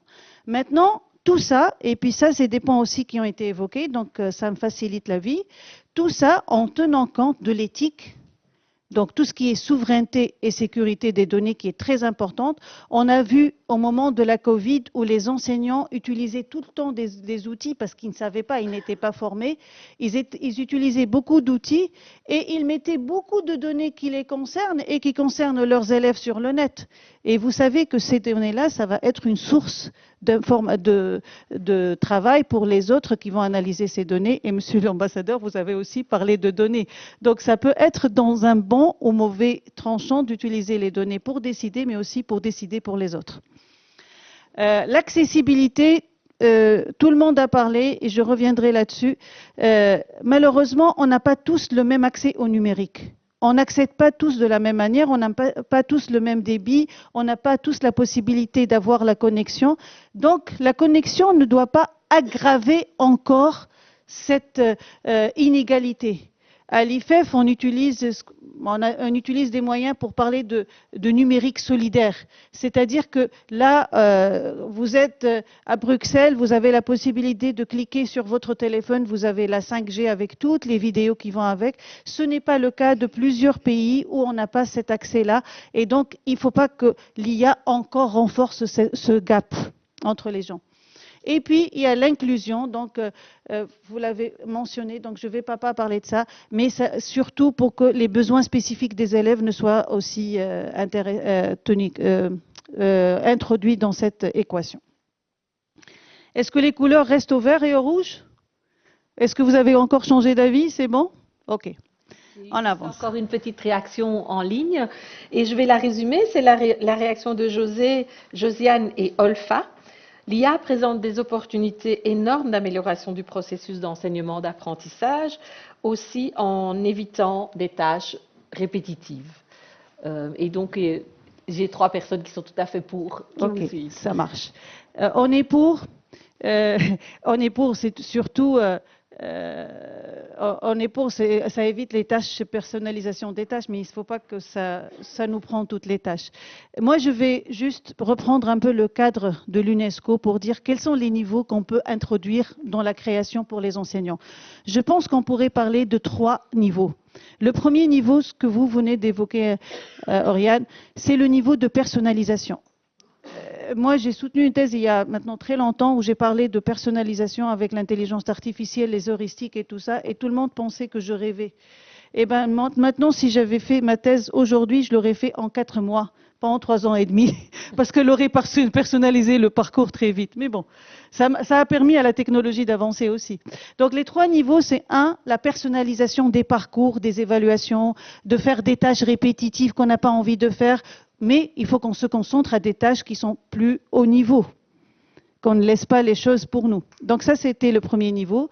Le deuxième niveau qui est aussi utilisé dans le framework de l'UNESCO, que je trouve très intéressant et qu'on a évoqué aussi, c'était la création. Donc l'enseignant devient lui-même, il utilise les chatbots, il est créateur d'outils pédagogiques. Et le troisième, qui est aussi où on doit arriver, c'est de intégrer cette IA dans les curricula. Donc voilà un peu les 3 niveaux sur lesquels on peut travailler avec l'IA et qui peuvent nous guider.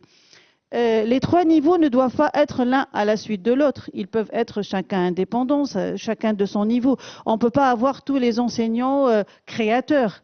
On ne peut pas avoir tous les enseignants utilisateurs. Mais sachant que c'est les 3 niveaux qui existent pour le moment pour intégrer l'IA. Je vais faire rapidement là-dessus. Pourquoi on parle d'esprit critique? La question est pour vous, pas pour moi. Pourquoi on parle d'esprit critique, on ne parle d'IA, mais on ne parle pas d'esprit critique par ailleurs? Est-ce que l'esprit critique et l'IA est lié qu'à l'intelligence artificielle? Non? Et pourquoi non? Pourquoi aujourd'hui le sujet revient très vite, très souvent sur la table? Pourquoi on parle aujourd'hui plus qu'hier et avant-hier d'esprit critique? Est-ce que nous, on est devenus non critiques ou est-ce que nos parents étaient plus critiques que nous? Pourquoi c'est plus posé aujourd'hui? Attendez, j'ai des réponses ici et puis on passe chez vous. Okay. Levez-vous pour les traducteurs et donnez votre nom. Ides Nikese from the University of Leuven. I would say critical thinking is necessary, is always necessary, but it's all the more necessary now because we know that AI has been misused and is being misused and is creating a fictitious world and misleading young people. So in this way, critical thinking is more necessary now than it used to be. Mona, je vais faire appel à votre mémoire parce que je vais prendre plusieurs questions, plusieurs réactions à la fois. Voilà. Stand up and your name. Hello, I'm Mariko. Thank you so much for the talk. So I think critical thinking towards AI is really important because AI answer what they provide is, of course, only one perspective of what they see from the computer perspective. So I think it just gives us one option of the possible answers, but there could be so many different perspectives or way of thinking. So I think it's very important to see what AI provides us critically or in a more creative filter to have enrichedness. Yes, that's my perspective. Elle, ça se voit qu'elle fait un PhD. Sorry. Hi again. I just have a small thing to add to what both of them said, which is also that we all know that there are a lot of biases which are sort of fed into also the kind of data that goes into training the AI itself, and we see those biases prop up. For example, I have encountered those biases when I was working with ChatGPT, and I just asked it a question to give me a history of Kathak, which is a traditional Indian dance form, and it gave me the regular history as it is, but then I asked it to give me a non-hegemonical, Brahminical view of what it is. So I think it's really important to understand the kind of coded biases that are in AI, and I think that's why critical thinking is also super necessary. Like, our students need to know that. Thank you, merci. Je prends encore quelques questions. Je pense que la question aussi de l'éducation de l'AI a joué, et le rôle qu'on a à éduquer l'AI. I think it's just very important. Stand up and say your names for the I'm Kirsten from Enable, and I'm a bit sick, so sorry for my voice. But I think we should remember AI is a language model, or at least the applications we know today. It's a language model. It replicates what is there in a language. It's not a thinking entity. Let's not forget that. It's not... And yes, different perspectives, but different perspectives it gets from different language examples. So in that sense, we should never forget that it's just giving a knowledge transfer. That's what it does. So it will never replace the teacher. The teacher will have a different role, and the role of the teacher will be to teach you competences, and that's why the critical thinking is very important. Yeah. Thank you. Merci. On prend encore deux réactions. Monsieur et monsieur, levez-vous et votre nom. Yes, I will speak English. So I'm Shane. I'm working in IT, and one thing also is AI can say the biggest nonsense in the most confident way. And then you say you're wrong, and it says I'm right. Yeah. So. Vous passez le micro. Could you get the micro? Don't forget to stand. Si je prends l'exemple de l'Afrique, où on n'a pas encore l'AI partout, l'esprit critique, c'est plus... Aujourd'hui, on a plus accès à l'information. Il y a une quantité de données importante. Quand je vois tout ce qui passe sur WhatsApp, sur Facebook et tout ça, et c'est pour ça, moi, je pense que c'est important d'éduquer à l'esprit critique, juste pour pouvoir trier, savoir les ressources fiables. Je vais faire rapidement. Donc, je vais pas commenter ce que vous avez dit parce que c'est exactement ce que j'allais dire. L'intelligence artificielle, elle est là pour nous aider, donc c'est pas forcément tout ce qu'elle produit est correct. Donc l'enseignant doit aussi travailler sur ça pour apprendre à l'élève de vérifier la fiabilité de l'information, parce que comme il vient de dire, il y a plein d'informations sur Internet qui ne sont pas tous fiables, et c'est là où il se base. Il faut aussi déconstruire les préjugés et les stéréotypes. Beaucoup de Kenyans, justement, travaillent avec l'intelligence artificielle pour déconstruire les stéréotypes basés sur le genre et sur les couleurs, etc. Et aussi, il y a toutes les données qui sont erronées, qui a été évoquées par plusieurs d'entre vous. Elle ne m'a pas donné beaucoup de programmes, je vais juste aller plus rapidement. Donc, comment faire? La deuxième question, c'était comment on adapte les programmes. Qu'est-ce qu'on doit faire pour adapter les programmes? Je vais juste, mais les slides, ils seront sur la plateforme, je suppose. Donc, il faut intégrer tout ce qui est la littératie numérique, que ce soit l'IA ou autre, dans les programmes. Renforcer cette littératie et comment comprendre l'IA. Créer un référentiel de compétences sur la base de ce qui existe. Et le Nouveau-Brunswick vient de faire un qui soit contextualisé au pays, qui ne soit pas contextualisé à un autre pays, mais qui soit vraiment pour le pays.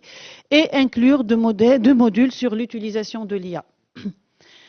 Ben là, je vais aller rapidement. J'ai essayé de voir s'il y a des applications qui peuvent servir à l'enseignant pour enseigner avec l'IA. Donc, il y a les outils comme dictée IA qui permet de remplir des mots en dictée. Il y a aussi pistache littéraire. Il y a d'autres, mais j'ai juste essayé de faire un petit recensement des outils qui existent. Et aussi, il y a des programmes qui sont en maths, en physique, etc., qui aident l'élève parce qu'il y a l'IA qui résout. On leur donne l'exercice, elle le résout. Et il y a une IA, et c'est la mathématique et tout, qui permet d'aller petit à petit en expliquant à l'élève le cheminement. Ce qui est intéressant pour l'éducation, c'est repenser l'évaluation. comment on peut évaluer l'élève aujourd'hui avec l'intelligence artificielle qui existe? Je peux vous dire que ce n'est pas que l'élève. Je suis président de jury de plusieurs jurys de recrutement et je sais qu'au niveau du recrutement, il y a les lettres de motivation qui sont rédigées par ChatGPT, mais aussi toutes les réponses. Il y a même ceux qui n'enlèvent même pas la première partie. Voici une réponse pour vous et en conclusion. Donc voilà. Donc ce n'est pas un problème lié à l'enseignant lui-même, mais à tout. Donc voilà. Comment on peut repenser cette évaluation? Enfin, moi, je pense qu'il est impossible d'interdire l'IA. Impossible. Même les universités qui ont testé, ils peuvent l'interdire sur leur réseau, mais j'ai le 5G sur mon téléphone, je peux l'utiliser. C'est-à-dire que interdire quelque chose, c'est vraiment aller vers cette technologie-là. Impossible de l'interdire. Donc, comment on peut repenser? C'est juste des réflexions et je vais prendre, même si elle ne me donne pas beaucoup de paroles, mais je veux revenir vers vous aussi. La première, c'est repenser les formats d'évaluation en mettant plus l'oralité. Ça, c'est intéressant, mais il y a des personnes qui sont introverties, qui n'arrivent pas à se parler en public. Comment on va faire pour ces personnes-là? Donc là, je vais évoquer les solutions, mais aussi les petits problèmes qui peuvent survenir. La deuxième, qui est maintenant prônée par plusieurs, c'est revenir aux examens sur table, en salle de classe, sans accès aux outils numériques. Ils demandent aux élèves d'enlever leurs montres, parce que les montres sont connectées, de mettre tous les téléphones en rentrant. Une solution qui existe. La troisième, c'est favoriser les évaluations basées sur les projets pratiques ou des études de cas très complexes, beaucoup plus complexes que l'IA d'aujourd'hui, je dis bien d'aujourd'hui, et qui nécessitent une réflexion plus approfondie, surtout transversale et plusieurs matières, pluridisciplinaires. 3, les 4, évaluer les capacités d'analyse critique. Et là, on revient à l'esprit critique qu'on a mis tout à l'heure. Des résolutions de problèmes, de créativité, pas de simple restitution d'informations, parce que avant toute l'évaluation, moi, je vous donne mon cours, je pose une question et vous allez me restituer mon cours et on est content, on a 20 tous, parce qu'on a testé la capacité de l'élève à apprendre ou à mettre une petite fausse copie à côté pour reprendre ce que l'enseignant a dit. Donc là, est-ce qu'on va changer ce mode? Et puis, il y a favoriser tout ce qui est évaluation continue, formative, avec des grilles d'observation et des entretiens individuels, c'est-à-dire que l'élève, il va être évalué tout au long de son semestre, tous les jours, sur sa capacité d'analyse. Et là, ça va même le motiver à être tous les jours en situation de travail.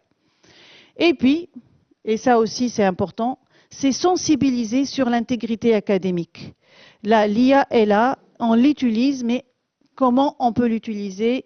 Est-ce qu'on doit la citer, etc. Est-ce que vous avez d'autres solutions ou d'autres idées pour partager avec moi cette question sur l'évaluation?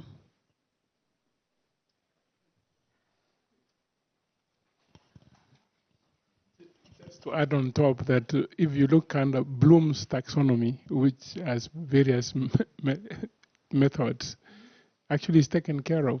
It's just that what we were trained in terms of assessment is where we are stuck. If we cancel that one, everybody would shift to the... I can answer in French? On peut utiliser la taxonomie de Bloom justement pour évaluation des compétences des élèves sur la base de cette taxonomie et en mettant en place des référentiels là-dessus. J'espère que j'ai répondu à votre question. Je vais malheureusement, c'est passionnant, mais nous avons encore 2 orateurs qui doivent passer avant l'heure du lunch. Vous allez avoir bientôt très faim. Voilà. Juste pour bien conclure. sûr, bien sûr. Donc juste pour conclure, je vais aller rapidement là-dessus. Je ne vais pas dire ce qu'on fait, mais à l'IFEF, on travaille. Vous allez trouver prochainement un micro-module d'apprentissage sur l'intelligence artificielle. Un point qui est très important pour nous tous et toutes, l'intelligence artificielle se base sur des données qui sont sur Internet, sur tout ce qui est sur Internet. 80% des données sur Internet sont anglophones et ne viennent pas de nos pays forcément. Moi, je travaille en Afrique, francophones principalement, et toute la culture francophone africaine n'est pas forcément sur Internet. Donc il faut qu'on soit tous présents sur Internet par notre culture, par nos partages, pour augmenter la découvrabilité et également faire en sorte que l'intelligence artificielle ne se base pas que sur des données qui existent déjà et qui ne sont pas forcément nos données. Et c'est pour cela que ça fait aussi partie de l'esprit critique.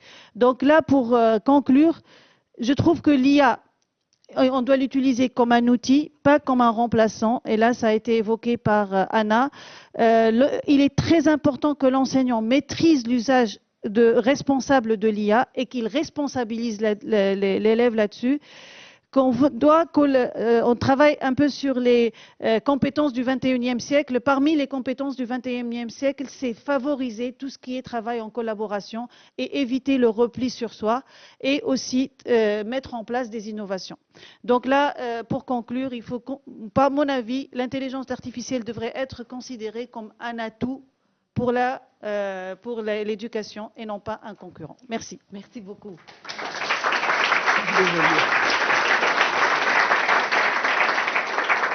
Merci beaucoup. Juste un point. Les couleurs, là, ça a changé ou c'est bon?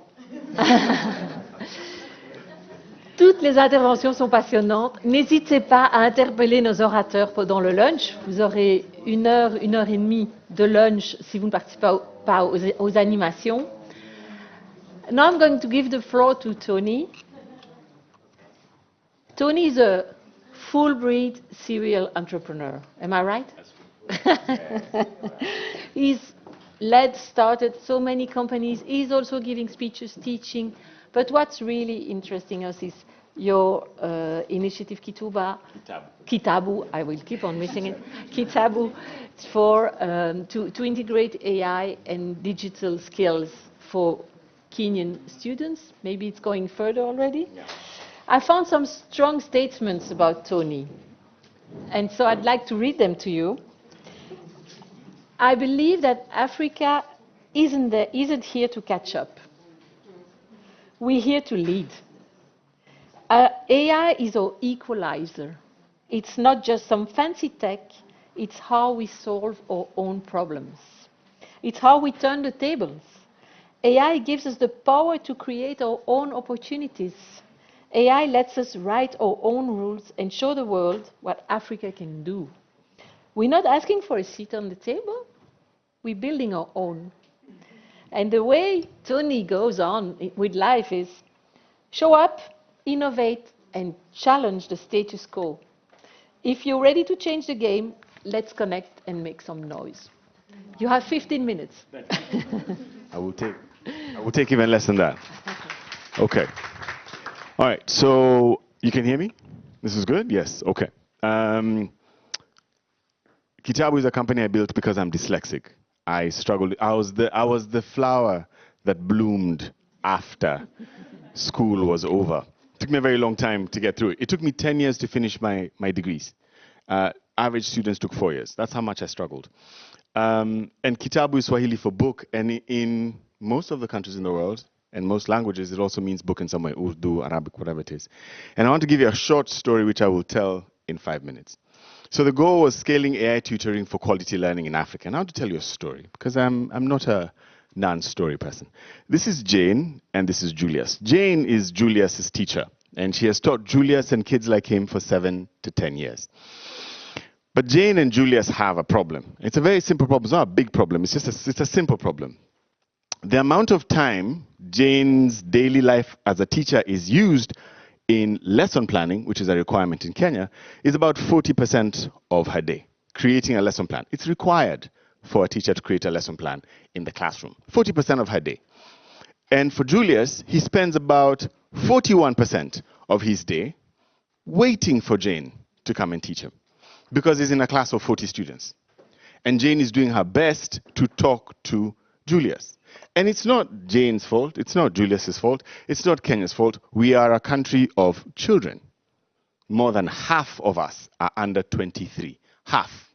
I don't know what Belgium is, but I don't think Belgium's like, I'm not sure it's like that. I think it's a bit different. It's slightly higher, slightly, just a bit. Okay, so that's how their lives are. One spends 40% of their time making a lesson plan, and the other one takes 41% of their time waiting for the lesson plan. So that's the catch. Lesson planning, waiting for a teacher. It's a real problem.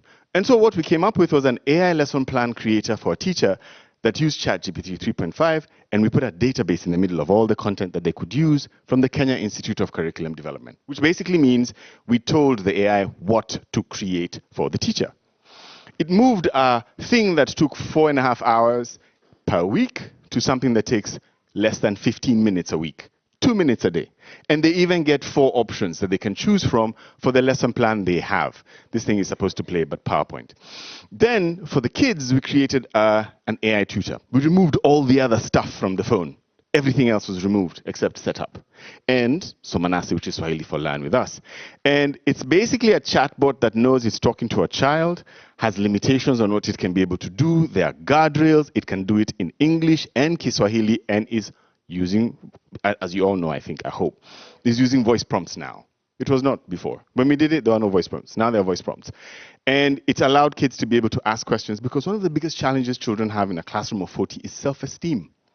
They don't want to be the stupid kids in class. And so this changed the game a little bit. Jane's day changed.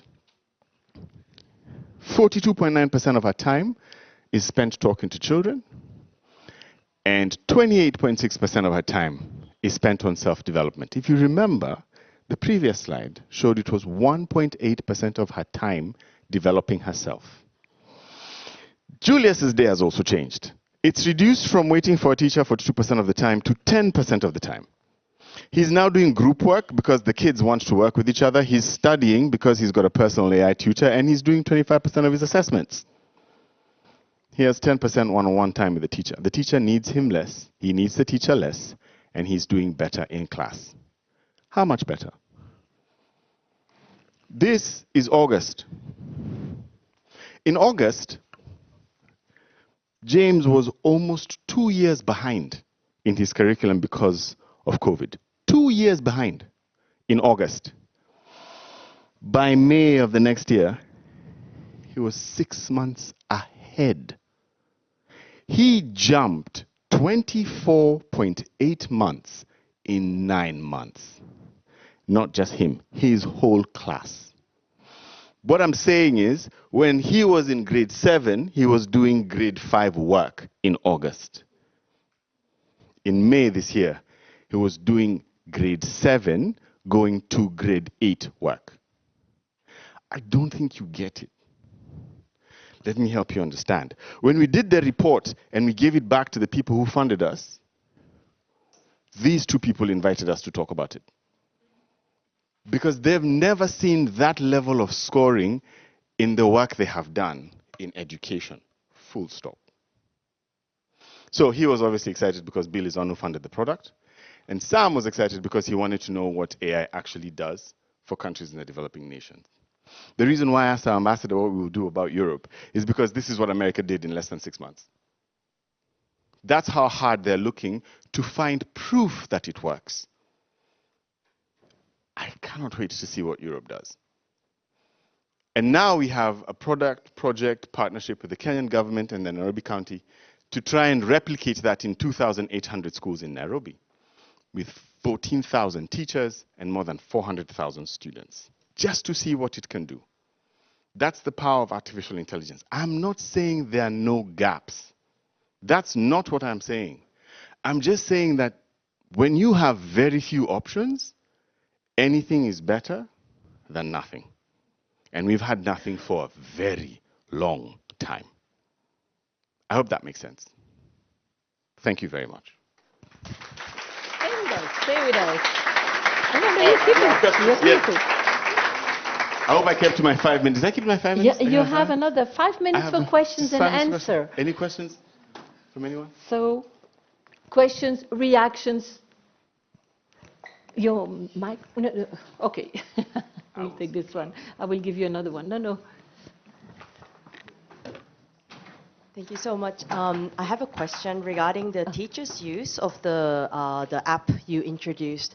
So I'm encountering this question that there are disparity between the attitude of the people who have access to the tools.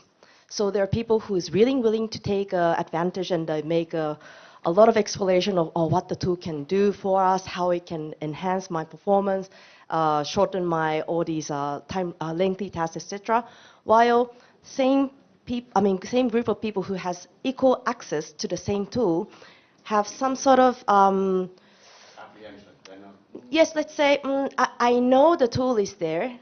Okay, their training taught me how to use it, so I know the benefits of it. But I don't know, it doesn't make me want to use it. So I have this question: what causes these gap in the same kind of group that has similar access and similar training, all this exposure? Do you have you seen that kind of situation, and what do you think is the reason? How did you overcome that? I think he spoke to it earlier, the ambassador, when he talked about cultures, right? So I think, what was it? America innovates, China imitates, Europe regulates. I think Africa aggravates. It just gets annoyed and is like, I'm tired of this nonsense. A very good example is, let me give you practical cultural issues. How many of you have credit cards here? Please put your hand up if you have a credit card. Credit card? Credit card. Nice. Put your hand down. How many of you have debit cards? Debit cards, the ones that have money before. Cool. Nice. How many of you have done a mobile money payment today? How many? Mobile money payment. You've paid with your mobile, like you moved money from your mobile phone. Okay. Thank you. That's cool. So you've seen how the number has kind of dwindled a bit? Okay. Today, just today, between this morning and this evening, Kenya is going to move $880 million on mobile phone transactions. Today. Just today. In the same amount of time, we're going to have less than $2 million worth of credit card transactions. 2 million. Just $2 million worth of credit card transactions, and less than $40 million worth of debit card transactions. So $2 million on credit, 40 million on debit, $860 million on mobile money. While he was PS, something called M-Pesa kind of started. It was around that time, 2007, right? He approved it. He approved the mobile money transaction that accounts for 27 trillion shillings worth of Kenyan money moving around the country. We are so far ahead in mobile money transactions. The next country, we are 60 times more. And we only have 50 million people. We are 60 times more because we had a problem. And the problem was, my grandma lives in the village, I live in the city, I need to send her money, and I have to put somebody in the bus to go home, and they'd get robbed. Right? It was a practical problem. It was just a practical problem, right? It's kind of like the way you want to make dinner, you leave the office, you go home, it's 7:30, you don't want to cook, and you don't want to have frozen food, someone delivers it to you, boom, billion-dollar company. Same situation, right? But it's a culture issue. So in our country, teachers are overwhelmed. It's a cultural problem, right? And who's suffering? The younger teachers. Why? Because the older teachers are senior now. They're the headmasters, headmistresses, they're the top. But the 30-somethings, 20-somethings are the young ones in a classroom with students all the way to the back, right? So they are looking for options. And where do they spend most of their time? TikTok, Instagram, Facebook, WhatsApp, Snapchat. So if you bring an app, you're not having to buy them phones. They have a flat screen, wide range, Techno Infinix type $17, $170 phone. So you just put your app in there and tell them this is going to make your life easier. And the promotion is you're even going to have more time to do stuff on socials. And so they want the product. Culture. You understand what I'm saying? Yes. I hope I've answered your question. Yes. Right. Thank you. There I am. I'm sorry. But Tony's there for lunch. Please do not hesitate.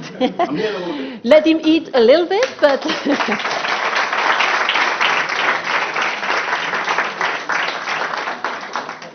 And now Moira has a difficult task to be the last speaker just before lunch, but she has fascinating things to tell us. So Moira is Senior Lecturer at the Geneva Graduate Institute and Executive Director of NORAG. NORAG is the Network for International Policies and Cooperation in Education and Training. So you can hear, she will have things to say. And Moira's journey is led by, I will read it twice as well, work in a place where great work is done, and where you also feel is a great place to work. So work in a place where great work is done and when you also feel is a great place to work. Maura, the floor is yours.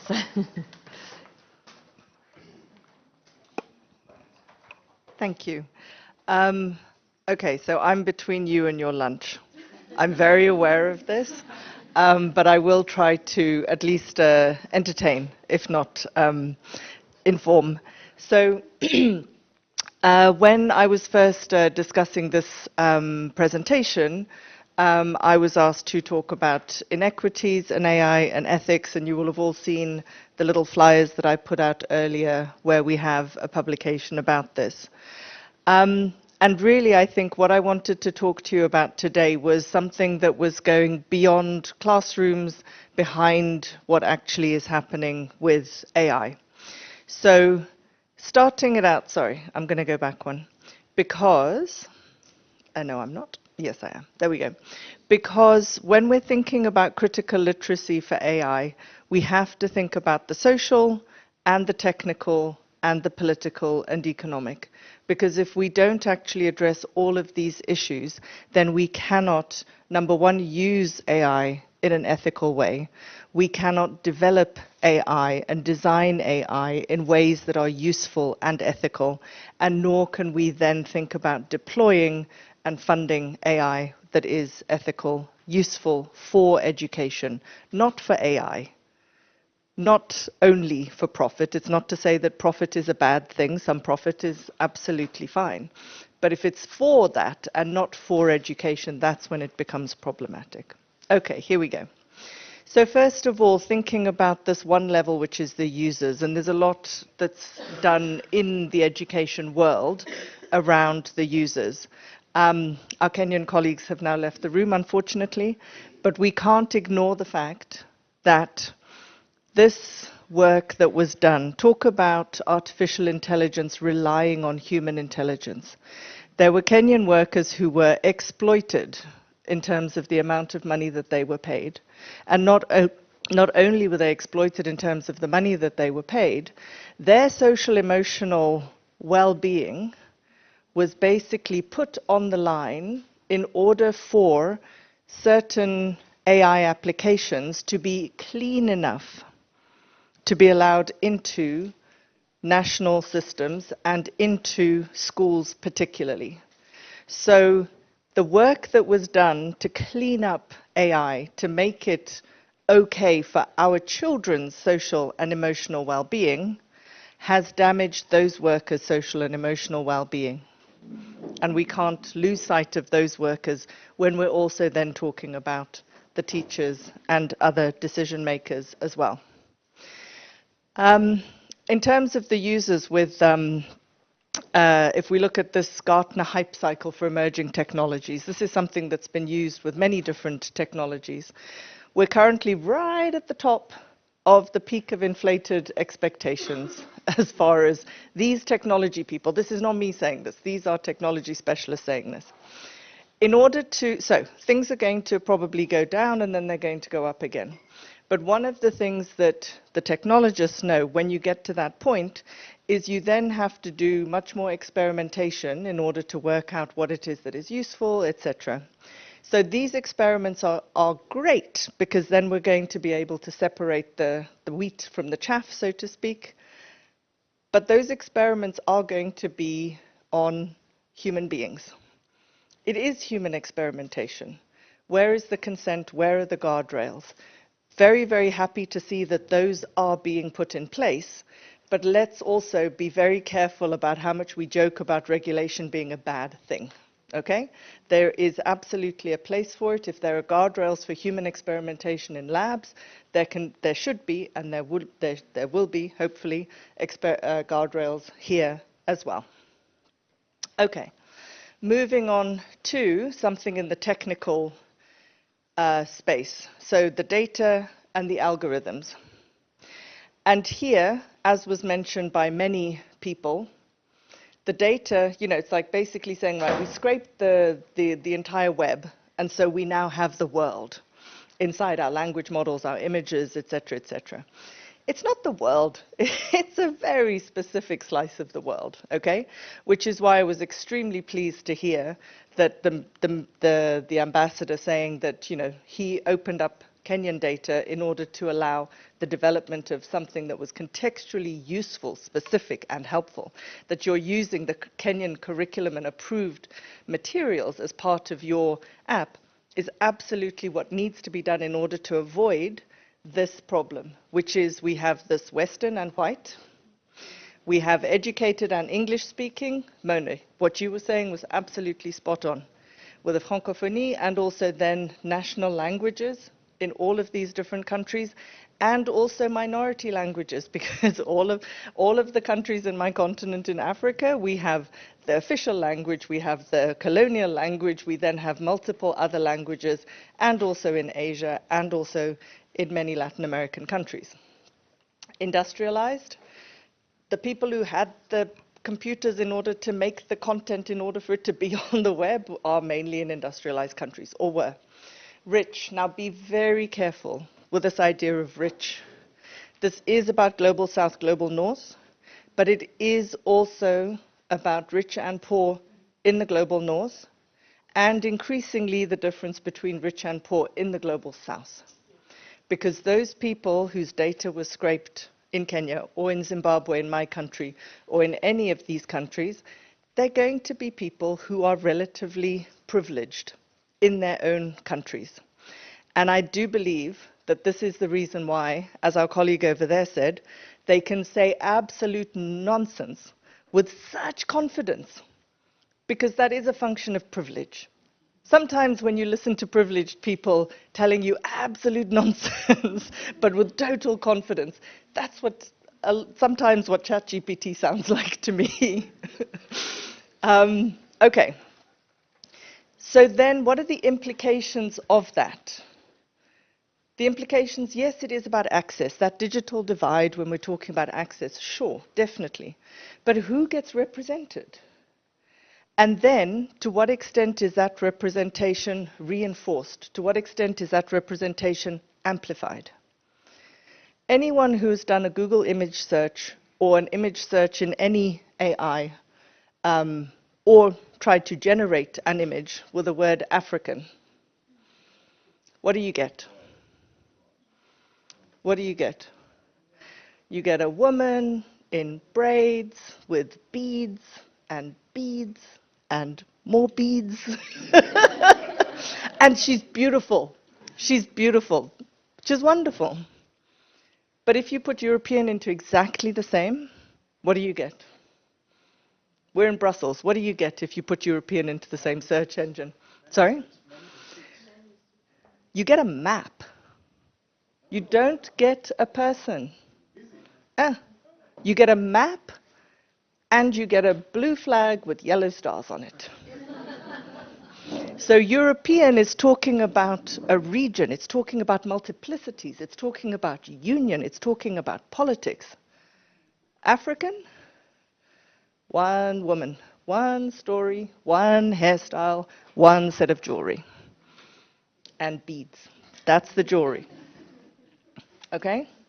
Who's allowed to do the research? Something that you said in your presentation also. You can't get under the hood of these algorithms if you try. And even if you try, and you can't try unless you have a huge amount of money and knowledge and training behind you. So the research that's put out saying, not yours, the research that's put out saying, we did this and look at these amazing effects, how do you verify it? You can't verify it. Okay? The research where you go and you say, okay, what are your KPIs? What's a good key performance indicator for EdTech? Anybody? What would be a good performance indicator for an app? Please. Outcomes in grades. Okay. Learning outcomes. Anybody else? Learning outcomes is what we all want. Great. We did a micro study on some EdTech. There was not a single education KPI.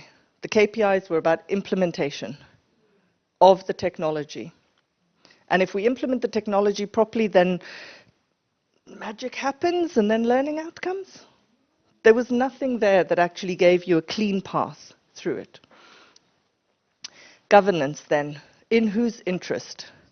The regulation and the governance matters, it will always be there. The market does not exist in some fantastical alternative dimension. There will always be regulation. There will always be governance. The question is, in whose interests, by whom, for whom? Always. And that's old tech. All right, business models. So one of the things we need to be very careful with all EdTech, and with AI in particular, I think, no, probably just all EdTech, is government capture and procurement. If I have you as one person who's buying my service, I have one customer. If Educate forces all of you in this room to sign up to my app and buy my app, I've captured all of you. That's my classroom, right? Then what about the school? Then what about the district? Then what about the whole education system in a country? That's a lot of customers for one sales pitch, right? So how do we make sure that that's not happening? How do we make sure that it is actually something that is being done for all? Ownership, that's also an issue, and certainly monopolization, I will come to soon. Material resources, we have heard the story about AI, lots of power, and also enormous amounts of water, which less of it, in my country particularly, even less and less and less. How do we make sure that we're using the resources that we have in such a way that is worthwhile? Governance. So this is about individual data and consent. My children in school, the school has signed up to a certain suite of things. The school has signed up. My child hasn't given their consent, even if they would know how to, and they'd laugh at me all the time that I actually read the consent agreements and I say no cookies. Oh, you're such a Gen X, Mom. However, I haven't been able to give consent to that either, because the school already gave consent. Where's the meaningful consent in all of this? At a bigger level, there are other governance things. So this was just 2 weeks ago, I think, in New York. The European Union has done some work on this. UNESCO has done a lot of work on the ethics of AI and how to work with that and how to work with private sector companies. One of the key factors here that's sometimes forgotten in governance is monopolies, because the monopolies are the ones who have the resources to develop the language models, the large language models that have the resources to develop and to run those data centers, and that also have the resources to stop innovation, to stop innovators, unless you're under my roof already. So let's not put innovation on one side of the room and regulation on the other. The only reason that Mark Zuckerberg has a company at all now is because Microsoft was stopped through anti-monopoly legislation and regulation in the 1990s, I want to say. Some of you were not born. But let's not lose that very, very recent history. Facebook would not exist, Meta would not exist if it weren't for that anti-monopoly regulation. And now Facebook can swallow up WhatsApp and can swallow up Instagram, the innovators, in order to not be in a competitive field. I'm using those as examples. It happens in many, many, many places. Regulation can support innovation. It's not one or the other. Okay, so with all of that, I hope I broke that down a little bit, but I think it's really important to get all of that. There you go, Mona. It's really important to see all of this and to get all of that, even if I've just been able to touch on a couple of things, in order to understand why. All of that is behind the content. All of that is behind the job application letters that say, sure, I can tell you about this. All of that is behind what we actually see. And then we have this publication, as I mentioned. You can click on the QR code here or pick it up outside. Really important to actually be able to think these things through. Now, as a what's the word, as an instantiation, sorry, that's a silly word, of trying to move away from this weird world that we are currently sort of dominated by. In this, we managed to get 70% women authors. So it's a collection of insights from a series of different experts. 70% women, 40% non-white, 40% Global South. If we can do that with AI, and congratulations, félicitations, I educate BE and the organizers of this day today for also managing to get a panel that is not representative of the usual AI technology people. If we can do that with AI, nobody has any excuse to not do it on any other topic, I would argue. We have this initiative, the South also knows, because we know we do. We need to convince others that this is the case. If you are from the Global South yourself, please join the network. If you are not from the Global South, search the database and tell your colleagues the next time anybody says to you, I know there are experts on whatever it is in the Global South, I just can't find them. Go here. And the next excuse those guys come up with, I will give them a solution for that as well. All right. And also, we are a network of 5,800 education specialists around the world. You're very welcome to join us and continue this journey together. Thank you. Don't go. Don't leave as such, because I have some logistical things to share with you.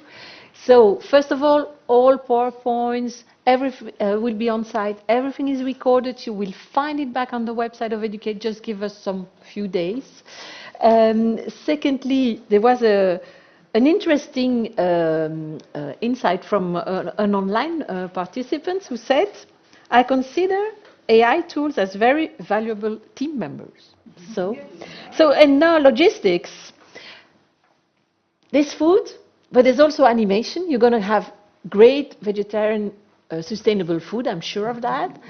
But also, I would like the person from Technofutur, Jonathan Ponsard, Pierre Verbistou, stand up. And Inge van de Vivere to stand up if she's around. There you go. Those people, ces personnes vont vous animer. Donc, à partir de 13h, ils seront là pour vous faire jouer. Inge va vous faire coder, va vous préparer quelque part au workshop B. Et Jonathan et Pierre vont vous faire jouer l'IA en fonction d'un programme qu'ils ont développé qui s'appelle référent IA, je mélange toujours en français ou en anglais, IA, et ils vont faire jouer.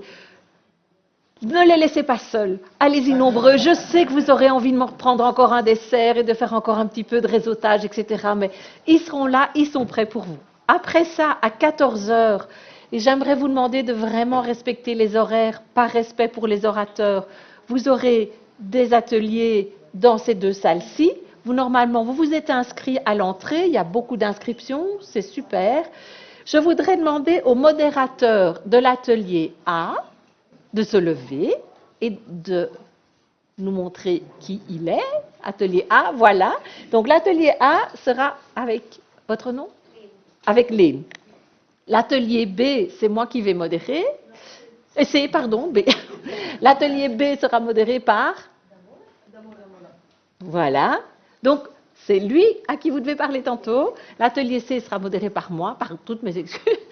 L'atelier C a changé parce qu'aujourd'hui, Education and Humanity and Inclusion, pardon, vu la situation aujourd'hui au Liban, n'a pas pu participer, ne pourra pas participer. Ça veut dire que MSF Academy va rejoindre l'atelier C avec moi et l'atelier D, qui est le modérateur de l'atelier D. L'atelier D, voilà. Avec tout ça, je vous souhaite un très bon lunch. 14h, premier workshop, 15h, deuxième workshop, 16h, on se retrouve ici. Bon appétit.